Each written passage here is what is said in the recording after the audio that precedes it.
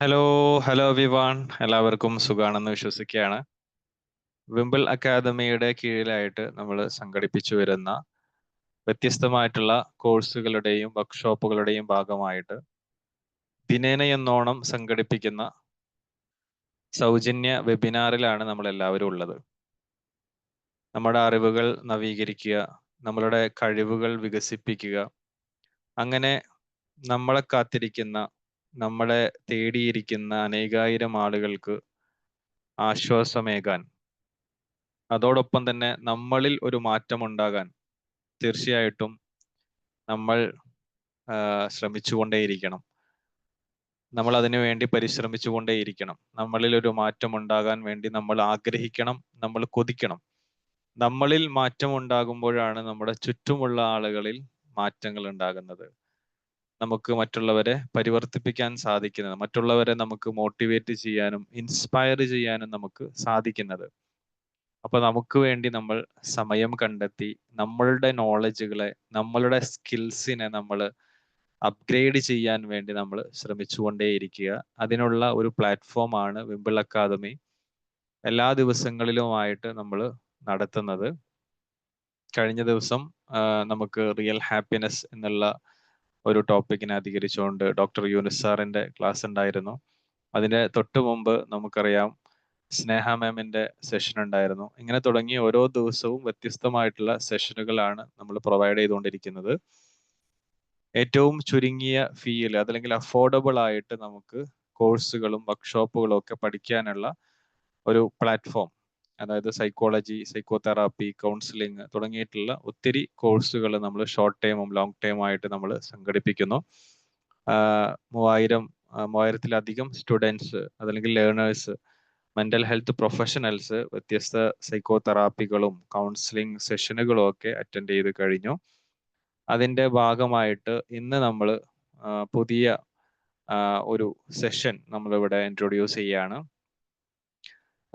ഇനിയഗ്രാം എന്നുള്ള ഒരു മേഖല നമുക്ക് എല്ലാവർക്കും ഒരുപക്ഷെ കേട്ടിട്ടെങ്കിലും ഉണ്ടാകും, അതല്ലെങ്കിൽ അതിന്റെ ചെറിയ പാർട്സുകളെങ്കിലും നമ്മളൊക്കെ മനസ്സിലാക്കിയിട്ടുണ്ടാകും.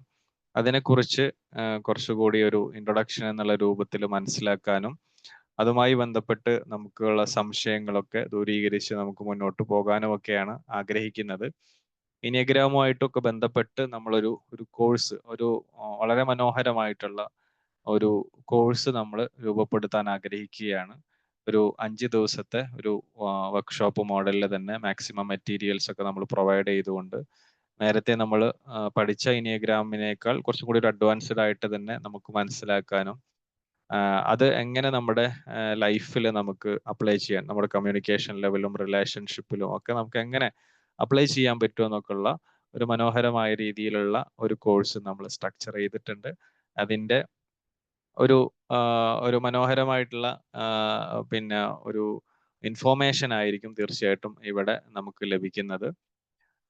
അപ്പോൾ intelligence centre of human personality based enneagram എന്നുള്ള ഈ ഒരു വെബിനാർ നമ്മളിവിടെ ആരംഭിക്കുകയാണ്. ഈ ഒരു സെഷനിലേക്ക് എത്തിച്ചേർന്നിട്ടുള്ള പ്രിയപ്പെട്ട എല്ലാ ലേണേഴ്സിനെയും ഈ ഒരു പ്ലാറ്റ്ഫോമിലേക്ക് വളരെ ഹൃദ്യമായി സ്വാഗതം ചെയ്യുകയാണ്.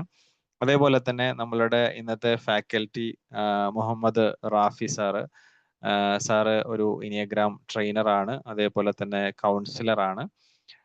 സാറ് ഈ ഒരു വിഷയം നിങ്ങൾക്ക് മുമ്പിൽ വളരെ നന്നായി തന്നെ അവതരിപ്പിക്കും. അതിൻ്റെ സംശയങ്ങൾ എന്തെങ്കിലും ഉണ്ടെങ്കിൽ തീർച്ചയായിട്ടും നിങ്ങൾ അത് ചോദിച്ച് മനസ്സിലാക്കിയിട്ട് ആയിരിക്കണം നിങ്ങൾ ഇവിടുന്ന് പിരിഞ്ഞു പോകേണ്ടത്. അപ്പൊ സാറിനെ ഈ ഒരു സെഷനിലേക്ക് വളരെ ഹൃദ്യമായി ഞാൻ സ്വാഗതം ചെയ്തുകൊണ്ട് ഈ ഒരു സെഷൻ ലീഡ് ചെയ്യാൻ വേണ്ടിയിട്ട് റാഫി സാറെ വളരെ സ്നേഹത്തോടെ ഞാൻ ഇൻവൈറ്റ് ചെയ്യുന്നു. Please Rafi sir, over to you. Thank you sir. Faisal സാറിന് നന്ദി. എല്ലാവർക്കും നമസ്കാരം. ഞാൻ ഇവിടെ പുതിയൊരാളാണ്. ആദ്യമായിട്ടാണ് ഞാൻ വിംബിൾ അക്കാദമിയിൽ ക്ലാസ് എടുക്കുന്നത്. ഞാൻ ആക്ച്വലി വിംബിൾ അക്കാദമിയിലെ ക്ലാസ്സുകൾ ഫോളോ ചെയ്യുന്ന ഒരു വ്യക്തിയായിരുന്നു. മുമ്പ് നമ്മുടെ സൈക്കോളജി മേഖല ഉള്ളത് കൊണ്ട് തന്നെ ഒരുപാട് ഉപകാരപ്പെടുന്ന ക്ലാസ്സുകളായിരുന്നു വിംബിൾ അക്കാദമി നമുക്ക് മുമ്പിൽ എത്തിച്ചിട്ടുള്ളത്. അതുകൊണ്ട് തന്നെ ഞാൻ ഇതിന്റെ ഒരു ഫോളോവറും കൂടെയാണ്. അങ്ങനെയാണ് ഞാൻ ഫൈസൽ സാറുമായിട്ട് കണക്ട് ചെയ്യുന്നത്.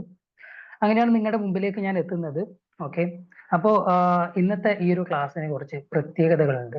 നമ്മൾ ഒരുപാട് ക്ലാസ്സുകൾ സൈക്കോളജിക്കലി ഉള്ള സ്റ്റുഡൻസ് ഇവിടെ ഉണ്ടാവാം, അല്ലാത്ത ഫാമിലി ഓഡിയൻസ് ഉണ്ടാവാം, പല കാറ്റഗറിയിലുള്ള ആളുകൾ ഉണ്ടാവാം. അപ്പൊ നിങ്ങൾക്ക് എല്ലാവരും പലതരത്തിലുള്ള സബ്ജക്റ്റുകൾ നിങ്ങൾ ഫേസ് ചെയ്തിട്ടുണ്ടെങ്കിൽ 100% ഇന്നത്തെ സബ്ജക്റ്റ് വളരെ ഡിഫറെന്റ് ആയിട്ടുള്ള ഒരു സബ്ജക്റ്റ് ആണ്. നിങ്ങൾ നിങ്ങളുടെ ലൈഫിൽ എന്തായാലും ഉപകാരപ്പെടും. കാരണം ഞാൻ എനിഗ്രാം എന്ന് പറയുന്ന ഈ ഒരു മേഖലയെ കുറിച്ച് പഠിക്കുന്നത്, എനിഗ്രാമിനെ കുറിച്ച് പഠിക്കുന്നത് ഏകദേശം ഒരു 4 ഇയർ ആയിട്ട് കണ്ടിന്യൂസ് ആയിട്ട് ഞാൻ പഠിക്കുന്നുണ്ട്. ഞാൻ ഏകദേശം 21, 22 ആ ഒരു ടൈമിലാണ് ഇത് പരിചയപ്പെടുന്നത്. പിന്നെ എനിക്ക് ഇത് എങ്ങനെ ഉപകാരപ്പെട്ടു എന്ന് ചോദിക്കുകയാണെങ്കിൽ, എനിക്ക് എന്നെ തന്നെ മെച്ചപ്പെടുത്താൻ ഉപകാരപ്പെട്ട ഒരു പ്ലാറ്റ്ഫോമാണ് ഇനിഗ്രാം എന്ന് പറയുന്നത്. കാരണം എനിക്ക് എന്നിലേക്ക് കുറച്ചും കൂടെ ആഴത്തിൽ നോക്കാൻ പറ്റി. എന്താണ് ഞാൻ, എന്റെ പർപ്പസ് എന്താണ്, അതുപോലെ തന്നെ ഞാൻ ഈ ലോകത്ത് എനിക്ക് എന്തൊക്കെ ചെയ്യാൻ പറ്റും, എന്റെ സ്കില്ല്, ഇങ്ങനെയുള്ള ഒരുപാട് കാര്യങ്ങളെ കുറിച്ച് അറിഞ്ഞപ്പോൾ എനിക്ക് എന്നിലേക്ക് തന്നെയുള്ള ഒരു എത്തിനോട്ടമായിരുന്നു ഇനിഗ്രാം മുന്നോട്ട് വെച്ചിട്ടുള്ളത്. ഇതുപോലെ തന്നെ പേഴ്സണാലിറ്റിയെ കുറിച്ച് പറയുന്ന സമയത്ത് നമുക്ക് എല്ലാവർക്കും അറിയാം, നമ്മളുടെ എല്ലാവരുടെയും ബിഹേവിയർ, തോട്ട് പ്രോസസ്സിങ്, ചിന്താരീതികൾ ഇതെല്ലാം വ്യത്യസ്തമാണ് അല്ലെ. ഞാനിപ്പോ ക്ലാസ്സിൽ ഇരിക്കുന്ന സമയത്ത് പല ആളുകൾ പല കാര്യങ്ങളിൽ എൻഗേജഡ് ആയിരിക്കും. ചില ആളുകൾ കിച്ചണിൽ വർക്ക് ചെയ്തുകൊണ്ട് ഈ ഒരു ക്ലാസ് ശ്രമിക്കുന്നുണ്ടാവും. ചില ആളുകളെ സംബന്ധിച്ചിടത്തോളം വണ്ടിയിൽ ട്രാവൽ ചെയ്യുന്ന സമയത്തായിരിക്കും കേൾക്കുന്നുണ്ടാവുക. ജോലിക്ക് കഴിഞ്ഞ് വീട്ടിലെത്തി റെസ്റ്റ് ചെയ്യുന്ന സമയത്ത് കേൾക്കുന്ന മറ്റു ആളുകൾ ഉണ്ടാവാം. അങ്ങനെ പല കാറ്റഗറീസിലുള്ള ആളുകൾ ഈ ഒരു ക്ലാസ് കേൾക്കുന്നുണ്ടാവും. നിങ്ങളുടെ എല്ലാവരുടെയും ഇപ്പോഴത്തെ മൈൻഡ് സെറ്റ് ജസ്റ്റ് നിങ്ങളൊന്ന് തന്നെ ഒന്ന് ഒബ്സർവ് ചെയ്ത് നോക്കൂ. നിങ്ങൾ എല്ലാവരും ചിന്തിക്കുന്ന ഒരു കാര്യം, അല്ലെ, നമ്മൾ ഒരു പുതിയ ഒരാളെ കാണുകയാണ്, പുതിയൊരു ക്ലാസ് കേൾക്കുകയാണ്, നിങ്ങൾ എല്ലാവരും ചിന്തിക്കുന്നത് വ്യത്യസ്തമായിട്ടായിരിക്കും. ചില ആളുകൾ ചിന്തിക്കുന്നത് എന്താണ് പറയുന്നത് എന്ന് നോക്കാം, എന്താണ് ഇവിടെ നടക്കുന്നത്, എന്താണ് ഈ ഒരു ക്ലാസ്, എന്താണ് എനിഗ്രാം, എന്താണ് പേഴ്സണാലിറ്റി, ഇങ്ങനെ ക്യൂരിയോസിറ്റിയിൽ നിൽക്കുന്ന ഒരുപാട് ആളുകൾ ഉണ്ടാവാം. നോളജ് അപ്ഡേറ്റ് ചെയ്യാൻ വേണ്ടി നിൽക്കുന്ന ഒരുപാട് ആളുകൾ ഉണ്ടാവാം. പല ചിന്താഗതിയാണ് നമുക്ക് എല്ലാവർക്കും.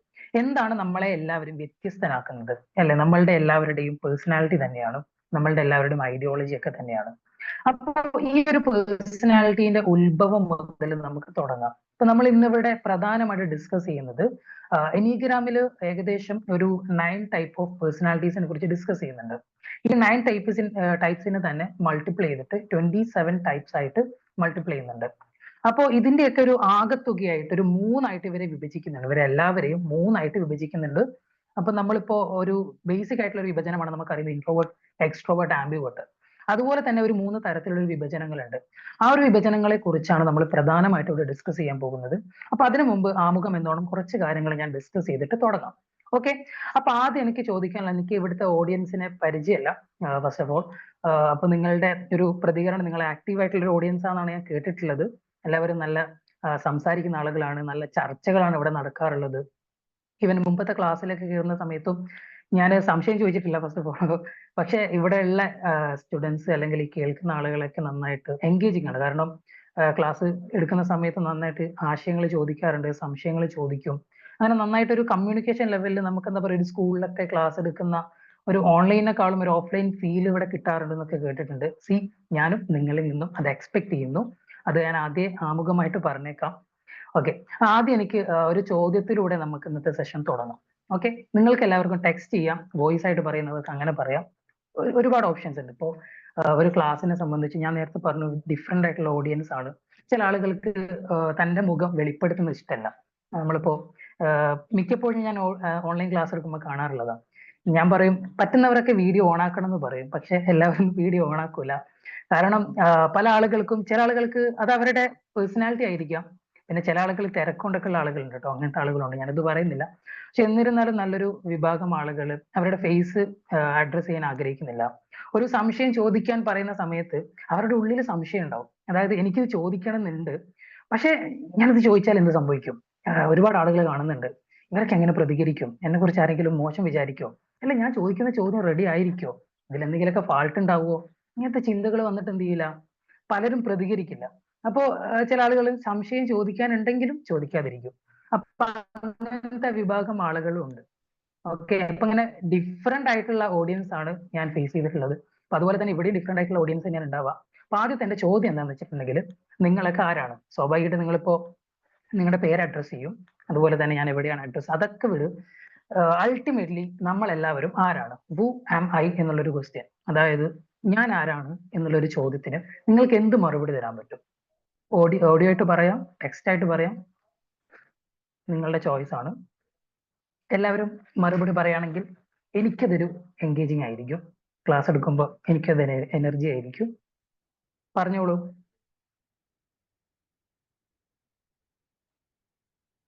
നമ്മളൊക്കെ ആരാണ്? നമുക്ക് ഒരുപാട് ഉത്തരങ്ങൾ പറയാൻ പറ്റും. നമ്മളുടേതായിട്ടുള്ള റിലീജിയൻ ബേസ് ചെയ്തിട്ട് പറയാം, വ്യക്തിപരമായിട്ട് പറയാം, വാട്ടെവർ നിങ്ങളുടെ ചോയ്സ്, എന്ത് നിങ്ങൾക്ക് പറയാം.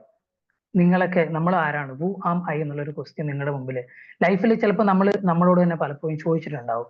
ഇവ ഞാൻ നിങ്ങളോട് ചോദിക്കുകയാണ്, നിങ്ങൾക്ക് അതിന് എന്ത് മറുപടിയാണ് എനിക്ക് തരാനുള്ളത്?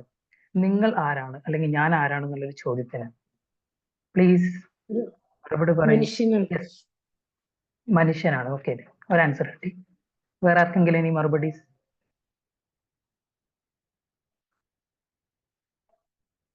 പറഞ്ഞോളൂ. നമുക്ക് അങ്ങനത്തെ പ്രശ്നങ്ങളൊക്കെ ഉണ്ടോ? നമുക്ക് എന്തും പറയാം. ഞാൻ നിങ്ങളാരും വിലയിരുത്താൻ വന്ന ആളുകളൊന്നും. ഞാൻ പറഞ്ഞു. നമ്മളെല്ലാവരും മനുഷ്യരാണ് എന്നാണ് എന്റെ statement. മനുഷ്യരാണ്.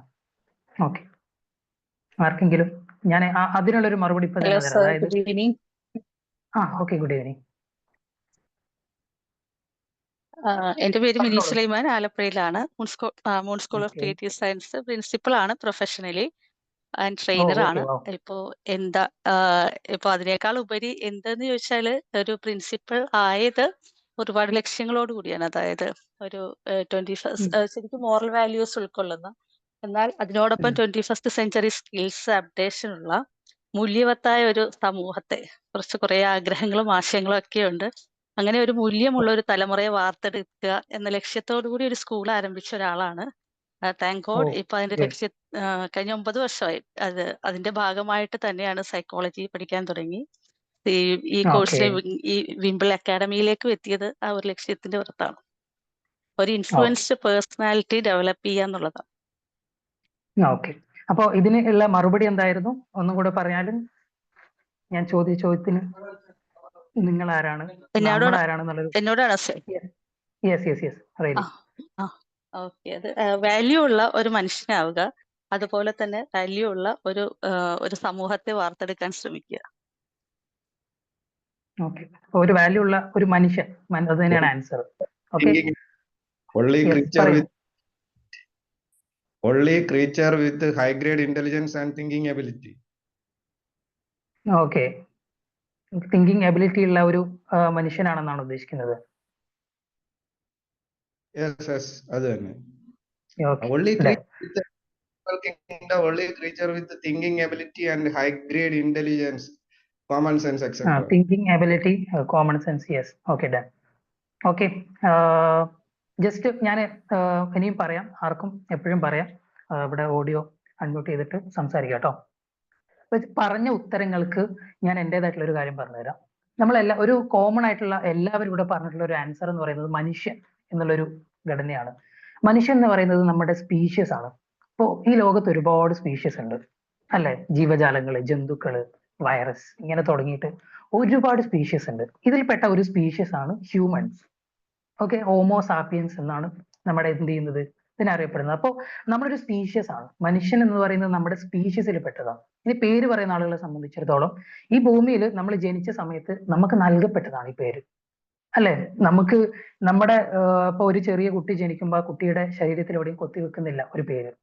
ആ പേര് നമുക്ക് ഇഷ്ടമുള്ള പേരിടാം. ഇപ്പൊ എനിക്കൊരു കുട്ടി ഉണ്ടാകുന്ന സമയത്ത് എനിക്ക് എന്ത് ചെയ്യാം, ഞാനാണ് ആ കുട്ടിക്ക് ആ പേരിടുന്നത്. അപ്പൊ അത് ആ കുട്ടിയെ അറിയാൻ വേണ്ടിയിട്ട്, ആ കുട്ടിയെ അഡ്രസ് ചെയ്യാൻ വേണ്ടിയിട്ട് ആ കുട്ടിക്ക് കൊടുക്കുന്ന ഒരു അഡ്രസ്സാണ് ആ കുട്ടിയുടെ പേര്. അത് നമ്മളെ ലൈഫിൽ കടന്നു വരുന്ന ഓരോ സാഹചര്യങ്ങളും നമുക്ക് നൽകപ്പെടുന്ന ഓരോ റോളുകളാണ്. ഒരു അമ്മയാണെന്ന് പറയുമ്പോൾ അതൊരു റോളാണ്. ഓക്കെ, ഒരു ടീച്ചറാണെന്ന് പറയുമ്പോൾ അതൊരു റോളാണ് നമ്മൾ ജീവിതത്തിലെ പല സാഹചര്യങ്ങളിലൂടെ. പക്ഷെ ഇവിടെയൊക്കെ ഇപ്പോഴും ആ ഒരു ചോദ്യം ബാലൻസ് നിൽക്കുന്നു, ശരിക്കും നമ്മൾക്ക് ആരാണ്? ഇനിയും ആർക്കും എന്തെങ്കിലുമൊക്കെ മറുപടി തരാനുണ്ടോ?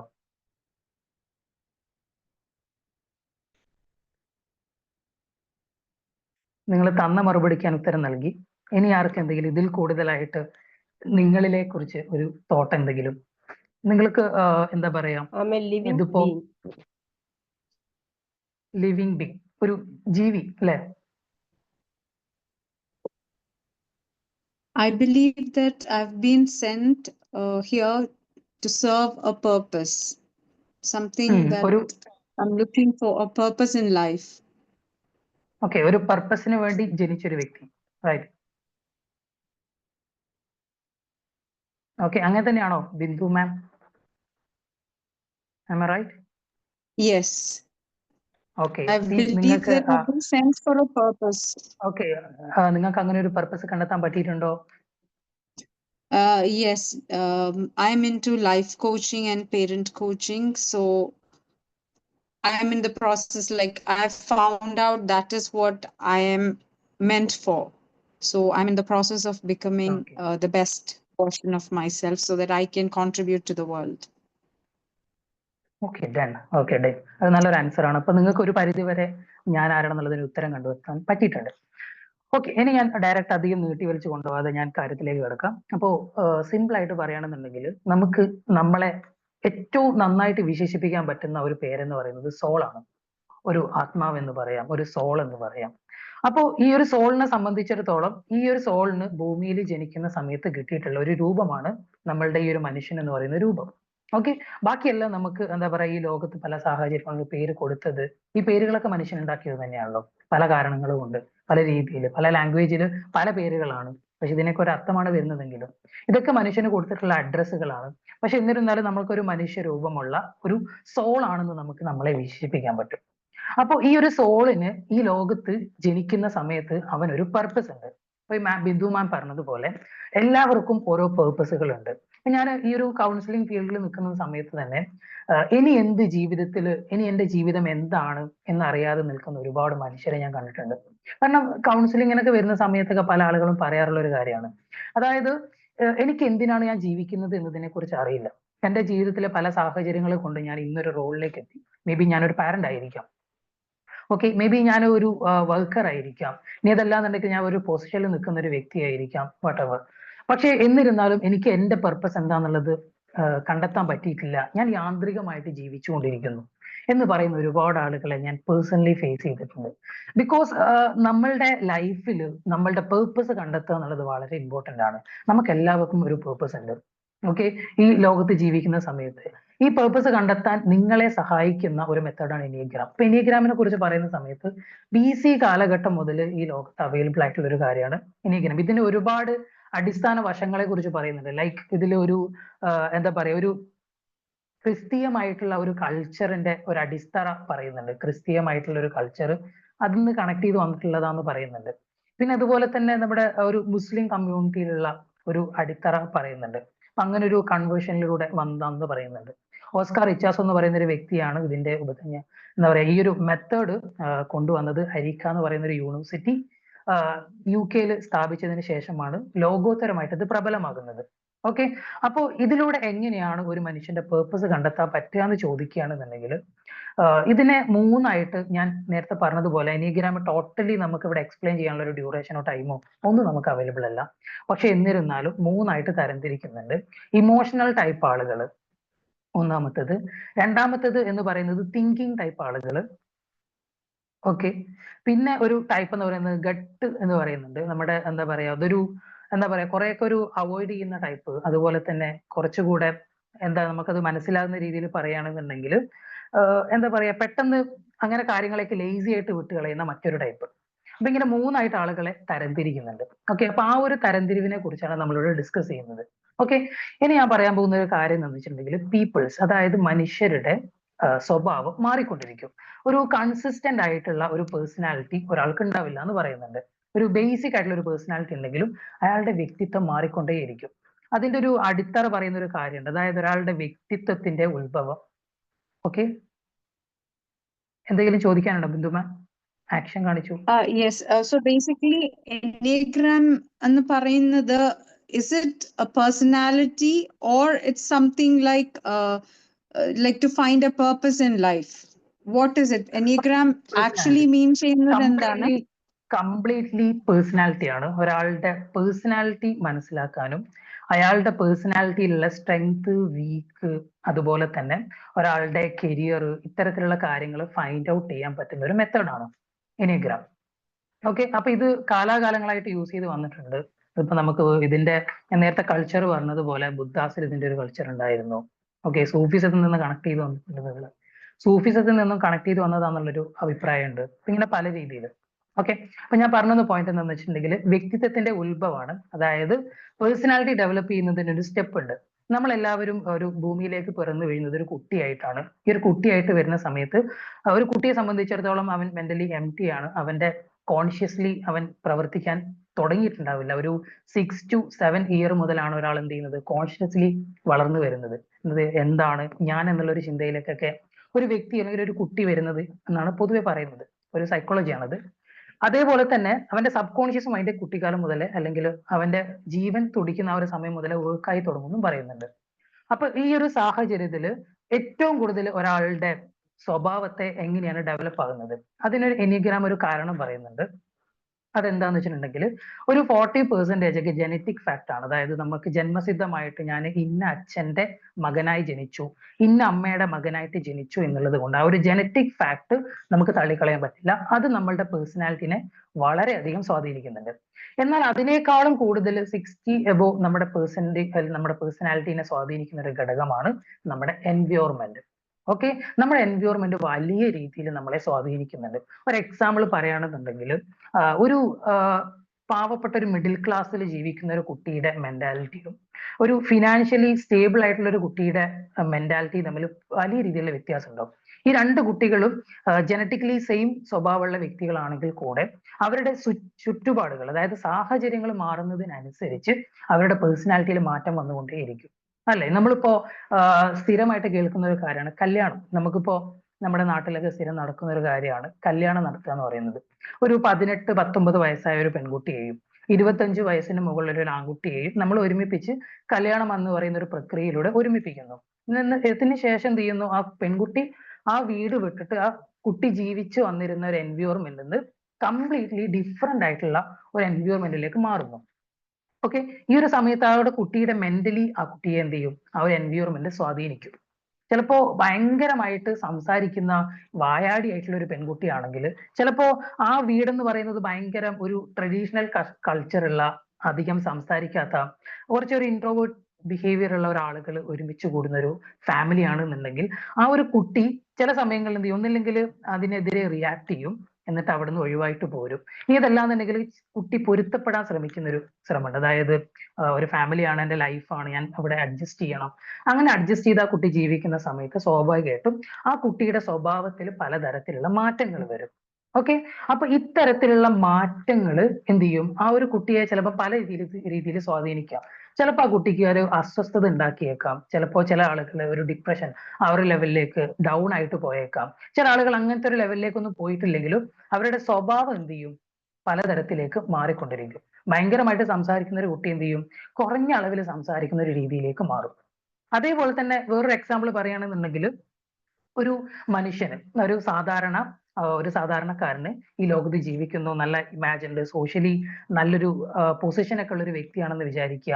അയാൾ ഭയങ്കര കോൺഫിഡന്റ് ആണ്, അയാൾ നന്നായിട്ട് പബ്ലിക് സ്പീക്ക് ചെയ്യും, നന്നായിട്ട് സംസാരിക്കും, ആളുകളെ ഇൻഫ്ലുവൻസ് ചെയ്യും, അത്തരത്തിലുള്ള ഒരു വ്യക്തിയാണ്. പക്ഷേ പെട്ടെന്നൊരു സുപ്രഭാതത്തിൽ ആ വ്യക്തി ആക്സിഡന്റലി ഒരു ചീത്തപ്പേരുണ്ടായി.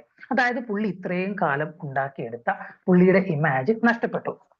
അതൊരു എന്താ പറയാ, എന്തെങ്കിലും ഒരു സ്ത്രീ സംബന്ധമായിട്ടുള്ള കേസ് ആയിരിക്കാം. ഇനി ഇതല്ലാന്നുണ്ടെങ്കിൽ വേറെ എന്തെങ്കിലും കളവോ, മറ്റൊരാളുടെ സ്വത്ത് അപഹരിച്ചതോ, നാട്ടിൽ എന്തെങ്കിലും വിപത്തുകൾ ഉണ്ടാക്കിയതോ, അങ്ങനെ എന്തെങ്കിലും ചീത്തപ്പേരുകളായിരിക്കാം. ആ ഒരു വ്യക്തിയുടെ പൊസിഷൻ, ആ ഒരു ഇമാജ് നഷ്ടപ്പെട്ടു. ഇത് നഷ്ടപ്പെടുന്ന സമയത്ത് ആ വ്യക്തിയുടെ മെന്റലി അത് ബാധിക്കുന്നുണ്ട്. ആ ഒരു വ്യക്തിയുടെ സ്വഭാവത്തില് അവൻ മുമ്പ് ഭയങ്കര കോൺഫിഡന്റ് ആയിട്ടുള്ള ഒരു വ്യക്തിയാണെങ്കിൽ അവൻ പോലും അറിയാതെ അവന്റെ ഉള്ളിലേക്ക് ഒരു ഫിയർ കടന്നു വരും. അവൻ വളരെ എല്ലാവരുമായിട്ടും കണക്ട് ചെയ്ത് ആരെ കണ്ടാലും അങ്ങോട്ട് ചെന്ന് സംസാരിക്കുന്ന ഒരാള് പിന്നീട് എന്ത് ചെയ്യും, ഇങ്ങോട്ടൊരാൾ വന്നാലും അധികം സംസാരിക്കാത്തൊരു ലെവലിലേക്ക് മാറും. മനസ്സിലായില്ലേ? അതായത് നമ്മളുടെ ചുറ്റുപാടുകൾക്കനുസരിച്ച് നമ്മുടെ പേഴ്സണാലിറ്റി എപ്പോഴും ഫോം ആയിക്കൊണ്ടേയിരിക്കും. അതായത് നമ്മുടെ പേഴ്സണാലിറ്റീനെ ഡെവലപ്പ് ചെയ്യാനുള്ള ഏറ്റവും നല്ല മെത്തേഡ് എന്ന് പറയുന്നതും നമ്മുടെ എൻവയോൺമെന്റ് ചേഞ്ച് ചെയ്യുക എന്നുള്ളതാണ്. അവിടെ നമുക്കൊരു ചോദ്യം കിടക്കുന്നുണ്ട്, എന്താണ് എൻ്റെ എൻവയോൺമെന്റ്? അല്ലെ, നമുക്ക് എല്ലാവർക്കും അങ്ങനെ ഒരു ക്വസ്റ്റ്യൻ ഉണ്ടാവും. ഒരു പരിധിവരെ നമ്മൾക്കത് കണ്ടെത്താൻ പറ്റും, ഒരു പരിധിവരെ നമുക്കത് കണ്ടെത്താൻ ബുദ്ധിമുട്ടും അനുഭവിക്കുന്ന ആളുകളുണ്ട്. ചിലപ്പോൾ നമ്മുടെ കാഴ്ചപ്പാടുകൾക്ക് പുറത്ത് ഇതാണ് എൻ്റെ സന്തോഷങ്ങൾ, ഇതാണ് എൻ്റെ ഹാപ്പിനെസ് എന്നുള്ള ഒരു ധാരണ പുറത്ത് നമ്മൾ എന്ത് ചെയ്യും, നമ്മുടെ എൻവയോൺമെന്റിനെ മേക്ക് ചെയ്യാൻ തുടങ്ങും. പക്ഷേ എന്താണ് ഒരാൾക്ക് ഏറ്റവും ആപ്റ്റ് ആയിട്ടുള്ള എൻവയോൺമെന്റ്? എങ്ങനെ ഒരാൾക്ക് അയാളുടെ എൻവയോൺമെന്റിനെ പിക്ക് ചെയ്യാൻ പറ്റും? ഞാൻ എല്ലാ അവസ്ഥയിലും ജീവിക്കാൻ പറ്റുന്ന ഒരു വ്യക്തിയല്ല. ചിലപ്പോ എന്നെ സംബന്ധിച്ചിടത്തോളം ഞാൻ എന്താ പറയാ വളരെ ആളുകൾ നിറഞ്ഞ ക്രൗഡി ആയിട്ടുള്ള അങ്ങനത്തെ ഒരു ജോലി ചെയ്യുന്ന സമയത്ത് എനിക്ക് ഭയങ്കര ഒരു ബുദ്ധിമുട്ടായിരിക്കും. ഞാൻ ഒരു എക്സാമ്പിൾ പറഞ്ഞുതരാം. ഒരു സൂപ്പർ മാർക്കറ്റിനെ നിങ്ങൾ ഉദാഹരണപ്പെടുത്തിയിട്ട് നോക്കും. ഒരു അന്തർമുഖനായിട്ടുള്ള ഒരു വ്യക്തി, അതായത് അധികം എല്ലാത്തിൽ നിന്നും ഉൾവലിഞ്ഞ ഒരു സ്വഭാവമുള്ള മൾട്ടി ടാസ്കിങ് സ്കില്ലില്ലാത്ത ഒരു വ്യക്തിയെ നമ്മൾ ഒരു സൂപ്പർ മാർക്കറ്റിലെ ബില്ലിംഗ് സെക്ഷനിൽ കൊണ്ടാക്കുകയാണ്. ഓക്കെ, അപ്പൊ നമ്മളാണ് അവിടെ പ്ലേസ് ചെയ്യുന്ന ആളെ ബില്ലിംഗ് സെക്ഷനിൽ കൊണ്ടാക്കിയിട്ടുണ്ടെങ്കിൽ അവർ ഭയങ്കര ബുദ്ധിമുട്ടായിരിക്കും. കാരണം അവൻ മൾട്ടി ടാസ്കിങ് ഇല്ല. അവൻ ഒരുപാട് ആളുകളെ കാണുന്ന സമയത്ത് അവന് ഫിയർ വരും. അവന് പൈസ ഉണ്ടെന്ന് തെറ്റിപ്പോകും. അവന് സ്വാഭാവികമായിട്ടും ആ ഒരു ജോബ് നന്നായിട്ട് ചെയ്യാൻ പറ്റില്ല. അതിന് അവൻ ഫോഴ്സ്ഫുള്ളി ചെയ്യുകയാണെങ്കിലും നിരന്തരം അബദ്ധവും ചീത്തയും അവന്റെ കോൺഫിഡൻസ് ഓരോ ദിവസവും കുറഞ്ഞുകൊണ്ടേയിരിക്കും. ബിക്കോസ് അവന് പറ്റിയൊരു എൻവയോൺമെന്റ് അല്ല അത്. ഓക്കെ, ഇനി ഇതേ വ്യക്തി തന്നെ നമ്മൾ എന്ത് ചെയ്യാണ്, അവന് ഏത് പൊസിഷൻ അപ്പൊ കൊടുക്കുക? അപ്പൊ അങ്ങനെ ഒരു ക്വസ്റ്റ്യൻ ഉണ്ടല്ലോ. അപ്പൊ അവന് ഒന്നിനും പറ്റാത്തൊരു വ്യക്തിയാണോ? ഒരിക്കലും അല്ല. ഇപ്പൊ അവനെ സംബന്ധിച്ചിടത്തോളം അവന് സ്റ്റോർ കീപ്പിംഗ് ചിലപ്പോൾ പറ്റുന്ന ഒരു പരിപാടി, വേറെ ആളുകളുടെ ബുദ്ധിമുട്ടോ കഷ്ടപ്പാടുകളോ അങ്ങനത്തെ ഒന്നുമില്ല. അവൻ കംപ്ലീറ്റ്ലി ഫ്രീ ആണ്. അവൻ്റെതായിട്ടുള്ള സ്പേസിൽ അവൻ എന്ത് ചെയ്യാം, സാധനങ്ങൾ ചെക്ക് ചെയ്യുന്നു, അതുപോലെ തന്നെ സ്റ്റോറിൽ വരുന്ന സാധനങ്ങൾ ഡേറ്റ് നോക്കുന്നു. ഈ ഒരു ഡ്യൂട്ടിയാണ് അവന് കൊടുക്കുന്നതിന് അവൻ പെർഫെക്റ്റ് ആയിട്ട് ചെയ്യും അത്. അവന് വേറെ ടെൻഷനോ ഫിയറോ കാര്യങ്ങളോ ഒന്നുമില്ല. അവൻ മൾട്ടി ടാസ്ക് ചെയ്യേണ്ട, ഒന്നിലും നന്നായിട്ട് ഫോക്കസ് ചെയ്താൽ മതി. ഈ മൾട്ടി ടാസ്കിങ് സ്കില്ലില്ലാത്ത വ്യക്തികളെ സംബന്ധിച്ചിടത്തോളം അവർക്ക് ഒന്നിലേക്ക് ഫോക്കസ് ചെയ്യാനുള്ള സ്കില്ല് ഭയങ്കര കൂടുതലായിരിക്കും. ചില ആളുകൾ കണ്ടിട്ടില്ല, അവര് ചിലപ്പോ ചിത്രകാരന്മാര് അങ്ങനത്തെ ആളുകൾ, അവരെ സംബന്ധിച്ചിടത്തോളം അവർ ചെയ്യുന്ന ഒരു കാര്യത്തിൽ അത് ചെയ്യുന്ന സമയത്ത് അവർ വേറെ ഒന്നും അവർക്ക് എന്താ പറയാ, വേറെ ഒന്നിനെ കുറിച്ച് അവർക്ക് ചിന്തിക്കാൻ പറ്റില്ല. ലൈക്ക് വേറെ പല കാര്യങ്ങളും ചുറ്റുപാടിൽ നടക്കുന്നുണ്ടാവും, അതിനെക്കുറിച്ചൊന്നും അവർ ബോധേഡായിരിക്കില്ല. കംപ്ലീറ്റ്ലി അതിൽ ഇഴുകി ചേർന്നുകൊണ്ട് അവർ ആ ചിത്രം വരയിൽ മുഴുകി നിൽക്കുന്നു.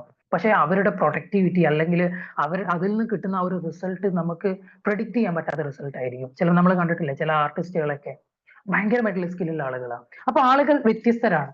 അവർക്ക് എന്താ പറയാ, വ്യത്യസ്തമായിട്ടുള്ള എൻവയോൺമെന്റ് ആവശ്യമുണ്ട്. ഈ നമ്മളുടെ എൻവയോൺമെന്റ് ഇതിൽ ഏതാണെന്ന് മനസ്സിലാക്കാൻ ഡെഫിനറ്റ്ലി ഒരു നല്ലൊരു മാർഗമായിരിക്കും എനീഗ്രാം എന്ന് പറയുന്നത്. അതായത് നമ്മുടെ പേഴ്സണാലിറ്റി മനസ്സിലാക്കുന്ന സമയത്ത് എനിക്ക് എന്ത് എൻവയോൺമെന്റ് ആണ് വേണ്ടത്, എനിക്ക് ജീവിതത്തിൽ സന്തോഷം കിട്ടാൻ എന്താണ് ഞാൻ ചെയ്യേണ്ടത്, അല്ലെ? നമ്മളിപ്പോ പല കാര്യങ്ങളും നമ്മൾ ചെയ്യുന്നുണ്ടാവാം. ചില ആളുകൾ പറയും നമുക്ക് കോമൺ ആയിട്ടുള്ള ഒരു ഹാപ്പിനെസ് എന്തൊക്കെയാണ്? യാത്ര പോവാ, അല്ലെ? ചില ആളുകൾ സിനിമക്ക് പോവാ. സിനിമക്ക് പോകുന്ന സമയത്ത് നമുക്ക് ടേസ്റ്റുകൾ ഉണ്ട്, അല്ലെ? എല്ലാ സിനിമകളും നമുക്ക് എൻജോയ് ചെയ്യാൻ പറ്റില്ല. അതുപോലെ തന്നെ എല്ലാ കൂട്ടത്തിൽ പോകുന്ന സിനിമകളും നമുക്ക് എൻജോയ് ചെയ്യാൻ പറ്റണമെന്നില്ല. ചിലപ്പോൾ നമുക്ക് ആ ഒരു ഗ്രൂപ്പ്, നമുക്ക് ആ ഒരു അറ്റ്മോസ്ഫിയർ, ഇതൊക്കെ നമുക്ക് വ്യത്യസ്തമായിരിക്കും. അപ്പോ ഇവിടെയൊക്കെ നമ്മളുടെ ടേസ്റ്റ് കണ്ടെത്തുക എന്നുള്ളത് ഭയങ്കര ഇമ്പോർട്ടന്റ് ആണ്.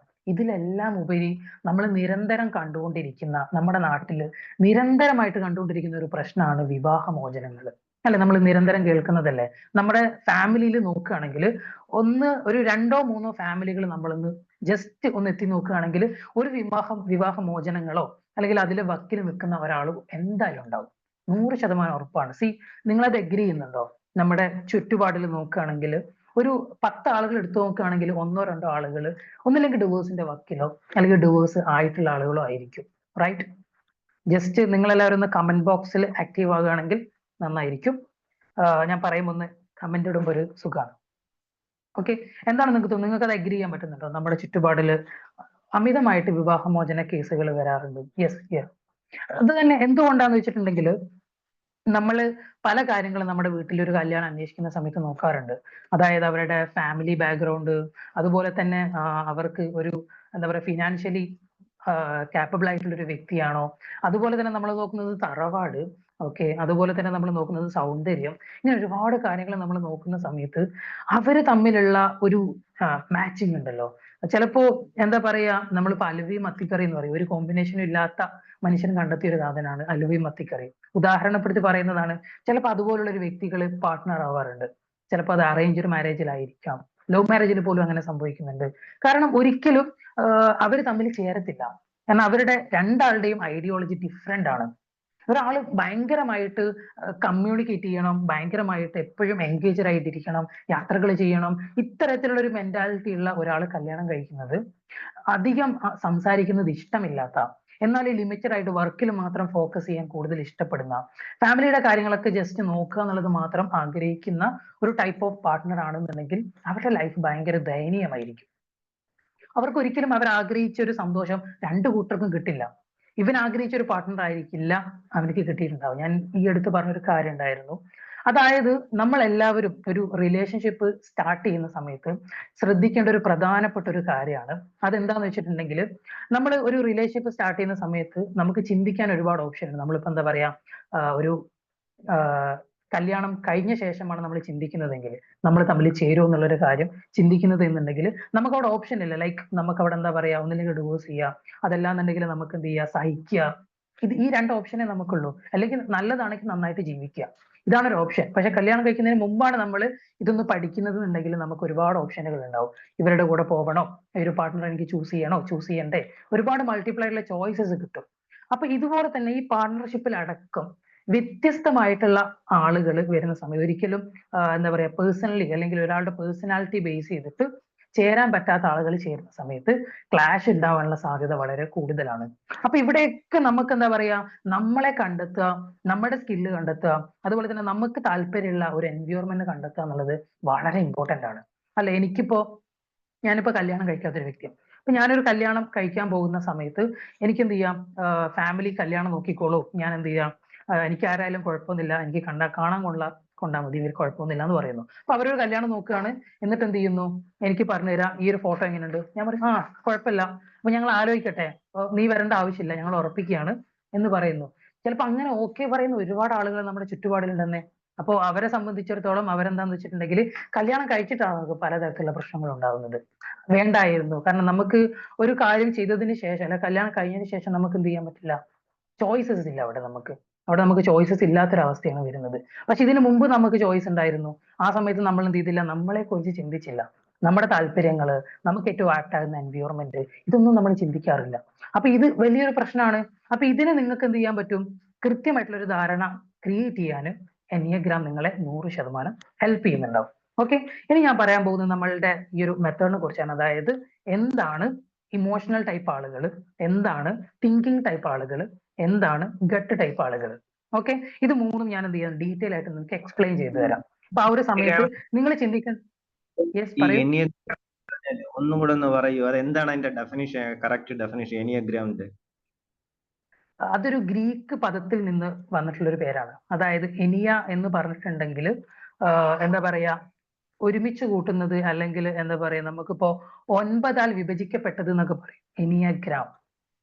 ഓക്കെ, 9 എന്നുള്ളത് എനിയാന്ന് വരിക, ഗ്രാം എന്ന് വെച്ചിട്ടുണ്ടെങ്കിൽ വിഭജിക്കപ്പെട്ടത്, 9 വിഭജിക്കപ്പെട്ടത് എന്ന് വെച്ചാല് ലോകത്തുള്ള ടോട്ടൽ പോപ്പുലേഷൻ, അതായത് ഏകദേശം നമുക്ക് ഇന്നത്തെ കണക്ക് നോക്കുകയാണെങ്കിൽ 8 ബില്യൺ പ്ലസ് ആളുകൾ ഈ ലോകത്ത് ജീവിച്ചുകൊണ്ടിരിക്കുന്നുണ്ട്.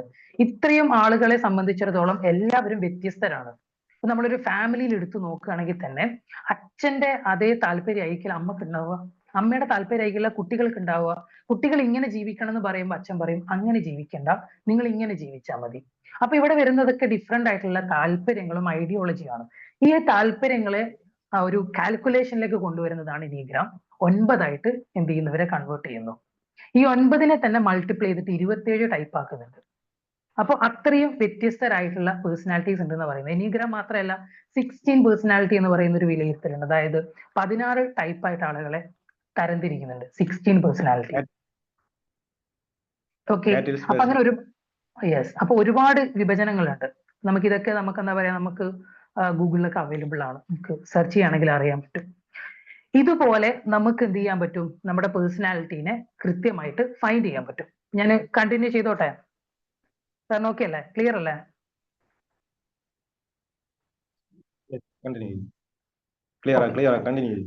Okay, fine. ഇനി ഞാൻ പറയാൻ പോകുന്ന പോയിന്റ് എന്താണെന്ന് വെച്ചിട്ടുണ്ടെങ്കിൽ, എന്താണ് ഈ നമ്മൾ ഇതിനെ ട്രൈബ്സ് എന്നാ പറയാ. അതായത് വ്യത്യസ്തമായിട്ടുള്ള ട്രൈബ്സിലുള്ള 3 ട്രൈബ്സ് ആയിട്ടാണ് എനിഗ്രാമിൽ തരംതിരിക്കുന്നത്. അപ്പോൾ ഫസ്റ്റത്തെ ട്രൈബ്സിനെ കുറിച്ച് ഞാനൊന്ന് പറഞ്ഞു തരാം. ഫസ്റ്റത്തെ ട്രൈബ്സ് എന്ന് പറയുന്നത് ഞാൻ നേരത്തെ പറഞ്ഞിട്ടുണ്ടായിരുന്നു, ഇമോഷണൽ ടൈപ്പ് ആളുകൾ. ഓക്കെ, ഇമോഷണൽ ആയിട്ടുള്ള ആളുകൾ, അതിനെ നമുക്ക് എന്ത് ചെയ്യുന്നുണ്ട്, പല രീതിയിലേക്ക് എനിഗ്രാം കൺവേർട്ട് ചെയ്യുന്നുണ്ട്. അപ്പൊ അത് നമുക്ക് ജസ്റ്റ് ഒന്ന് നോക്കാം. ഓക്കെ, അതിനെ എനിഗ്രാം വിളിക്കുന്നത് ഹാർട്ട് ടൈപ്പ് ആളുകൾ എന്നാണ്. ഹാർട്ട് ടൈപ്പ്, ഹൃദയഭാഗം, എനിഗ്രാമിന്റെ ഹൃദയഭാഗത്തിലുള്ള ആളുകൾ എന്നാണ് അവരെ വിശേഷിപ്പിക്കുന്നത്. ഓക്കെ, അപ്പൊ ഈ ഒരു തരത്തിലുള്ള ആളുകളുടെ ബേസിക് ആയിട്ടുള്ള ഒരു നാച്ചർ എന്താന്ന് വെച്ചിട്ടുണ്ടെങ്കിൽ, ഇവര് പെട്ടെന്ന് ഭയങ്കര സെൻസിറ്റീവ് ആയിരിക്കും, പെട്ടെന്ന് സങ്കടം വരും, പെട്ടെന്ന് കരച്ചിൽ വരും, പെട്ടെന്ന് ഇമോഷണൽ ആകും. അതിപ്പോ നമ്മളെ വീട്ടിലേക്ക് കണ്ടിട്ടുണ്ടാവില്ലേ, ചില കുട്ടികളെ നമ്മളൊന്നിങ്ങനെ നോക്കിയാൽ മതി, അവരെ പെട്ടെന്ന് കരയും. അത് ചിലപ്പോൾ പ്രായമായ കുട്ടികളെ തന്നെ അവർ മെച്ചൂർഡ് ആണ്, നന്നായിട്ട് ചിന്തിക്കാനുള്ള കഴിവുകളൊക്കെ ഉണ്ട്.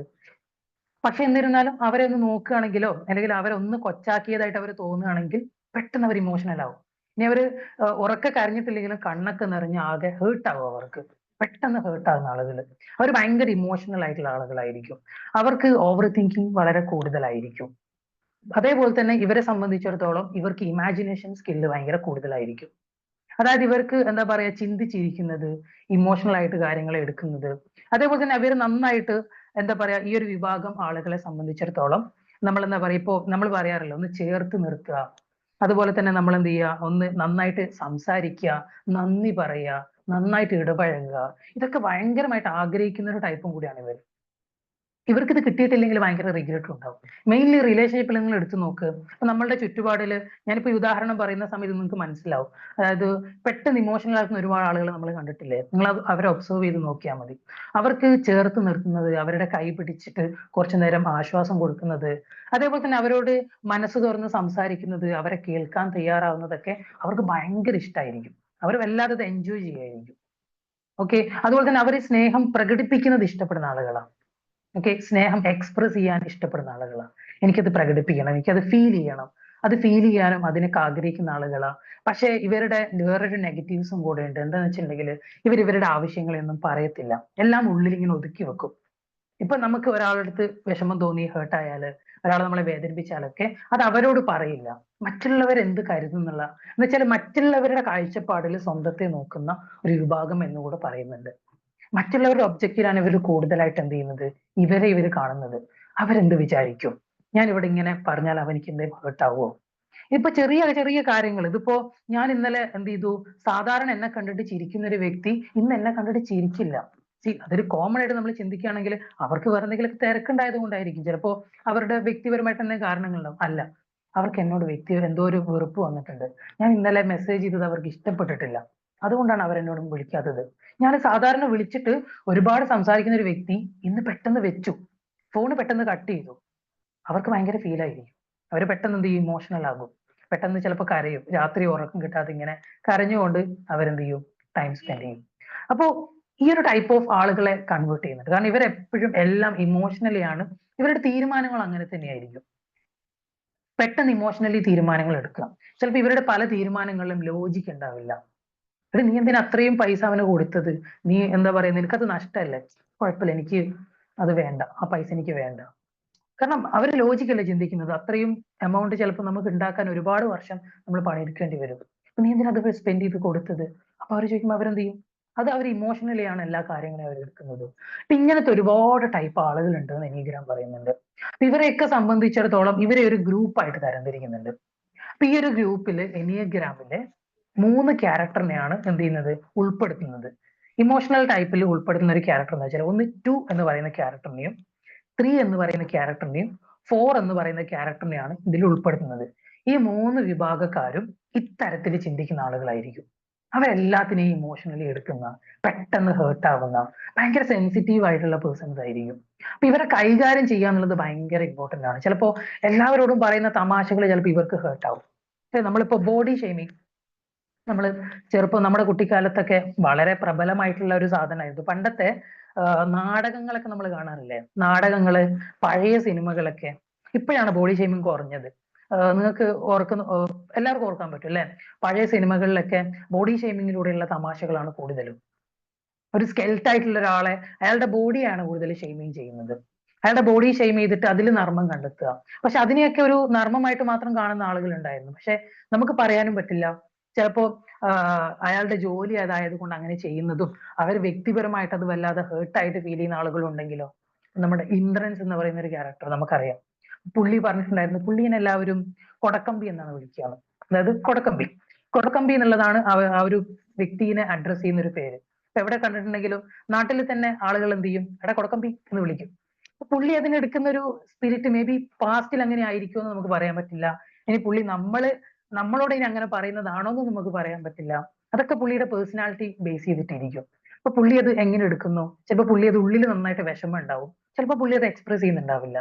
എന്റെ പ്രൊഫഷൻ അല്ലേ അത്, അങ്ങനെ നിൽക്കട്ടെ, അങ്ങനെ ഫീൽ ചെയ്തിട്ട് അത് വേറെ രീതിയിൽ ചിന്തിക്കുന്ന ആളായിരിക്കും. നമുക്കിത് പറയാൻ പറ്റില്ല. നമ്മൾ ചിലപ്പോ പല ആളുകളെയും കളിയാക്കാറില്ല. ഇപ്പോ സോഷ്യൽ മീഡിയയിൽ പ്രബലമായിട്ടുള്ള ഒരു പേരാണ് ഊക്കൽ. നമ്മൾ കേട്ടിട്ടുണ്ടാവും ഊക്കുക, അവനെ ഊക്കി വിട്ടിട്ടുണ്ട് അല്ലെ. ചിലപ്പോ അങ്ങനെ ഒരു ഊക്കുന്ന സമയത്ത്, ഒരാളെ കളിയാക്കുന്ന സമയത്ത് അയാൾ അനുഭവിക്കുന്ന ഇമോഷൻ എന്ന് പറയുന്നത് അത് അയാളുടെ ഉള്ളിൽ മാത്രമുള്ളതാണ്. അത് പുറത്തൊരാൾക്ക് മനസ്സിലാക്കാൻ പറ്റില്ല. നമ്മൾ മനസ്സ് വായിക്കുക എന്നൊക്കെ ചുമ്മാ പറയുന്നതാണ്. പക്ഷെ ഒരാളുടെ മനസ്സൊന്നും നമുക്ക് അങ്ങനെ അധികം വായിക്കാൻ പറ്റില്ല. കുറെയൊക്കെ നമുക്ക് എന്ത് ചെയ്യാൻ പറ്റും, അയാളുടെ ഫേസ് നോക്കി ഫൈൻഡ് ചെയ്യാൻ പറ്റും. ചില ആളുകൾ ഫേസിലും കൊണ്ടുവരാത്ത ആളുകളുണ്ട്. എന്തുണ്ടെങ്കിലും കല്ല് പോലെ നിൽക്കുന്ന ആളുകളൊക്കെ ഉണ്ട്. അപ്പൊ ഇവരെയൊന്നും നമുക്ക് പെട്ടെന്ന് അഡ്രസ് ചെയ്യാൻ പറ്റില്ല. എന്താണ് അവർ ചിന്തിക്കുന്നത്, എങ്ങനെയാണ് അവർ കാര്യങ്ങൾ എടുക്കുന്നത്. അപ്പോൾ ഇങ്ങനത്തെ ടൈപ്പ് ആളുകൾ ഉണ്ട് എന്നുള്ളതാണ് നിഖിലാൻ പറയുന്നത്. അപ്പൊ ഇങ്ങനത്തെ ടൈപ്പ് ഓഫ് ആളുകളെ സംബന്ധിച്ചിടത്തോളം അവര് എന്താ പറയാ, അവരെ നന്നായിട്ട് കൈകാര്യം ചെയ്യണം. നമ്മൾ സംസാരിക്കുന്ന സമയത്ത് നന്നായിട്ട് ശ്രദ്ധിക്കണം.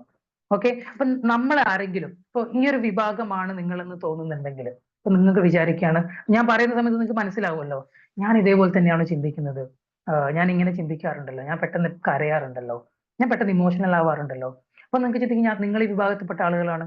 അപ്പൊ നിങ്ങളുടെ ഒരു കാറ്റഗറി ഇതാണ്. അപ്പൊ നിങ്ങളുടെ കാറ്റഗറി എന്ന് പറയുമ്പോൾ ഈ ഒരു കാറ്റഗറിയിൽ ഒരുപാട് ആളുകൾ ഉണ്ടെന്നേ.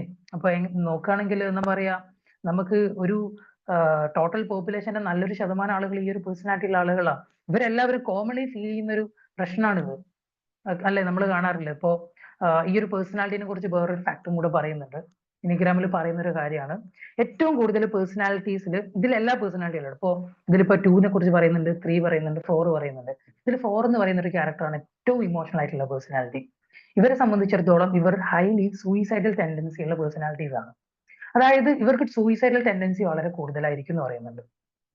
കാരണം ഇവരെന്ത് ചെയ്യും, അനാവശ്യമായിട്ട് ചിന്തിക്കുകയും മറ്റുള്ളവരുടെ ഒബ്ജക്റ്റിൽ കാണുകയും, ഞാൻ എന്താ പറയാ ഒന്നുമല്ല, ഞാൻ വേസ്റ്റ് ചെയ്യാണ്, ഞാൻ വേർത്തിയല്ല, ഞാൻ ഈ ലോകത്ത് ജീവിക്കേണ്ട ഒരു വ്യക്തിയല്ല എന്നൊക്കെ ചിന്തിച്ചു കൂട്ടി തന്റെ ജീവിതം കൊടുക്കാൻ എന്താ പറയാ, അതിന് ഒരു തീരുമാനം എടുക്കാൻ സാധ്യതയുള്ള ഒരു ടൈപ്പ് ഓഫ് പേഴ്സണാലിറ്റി ആണെന്ന് പറയുന്നുണ്ട്.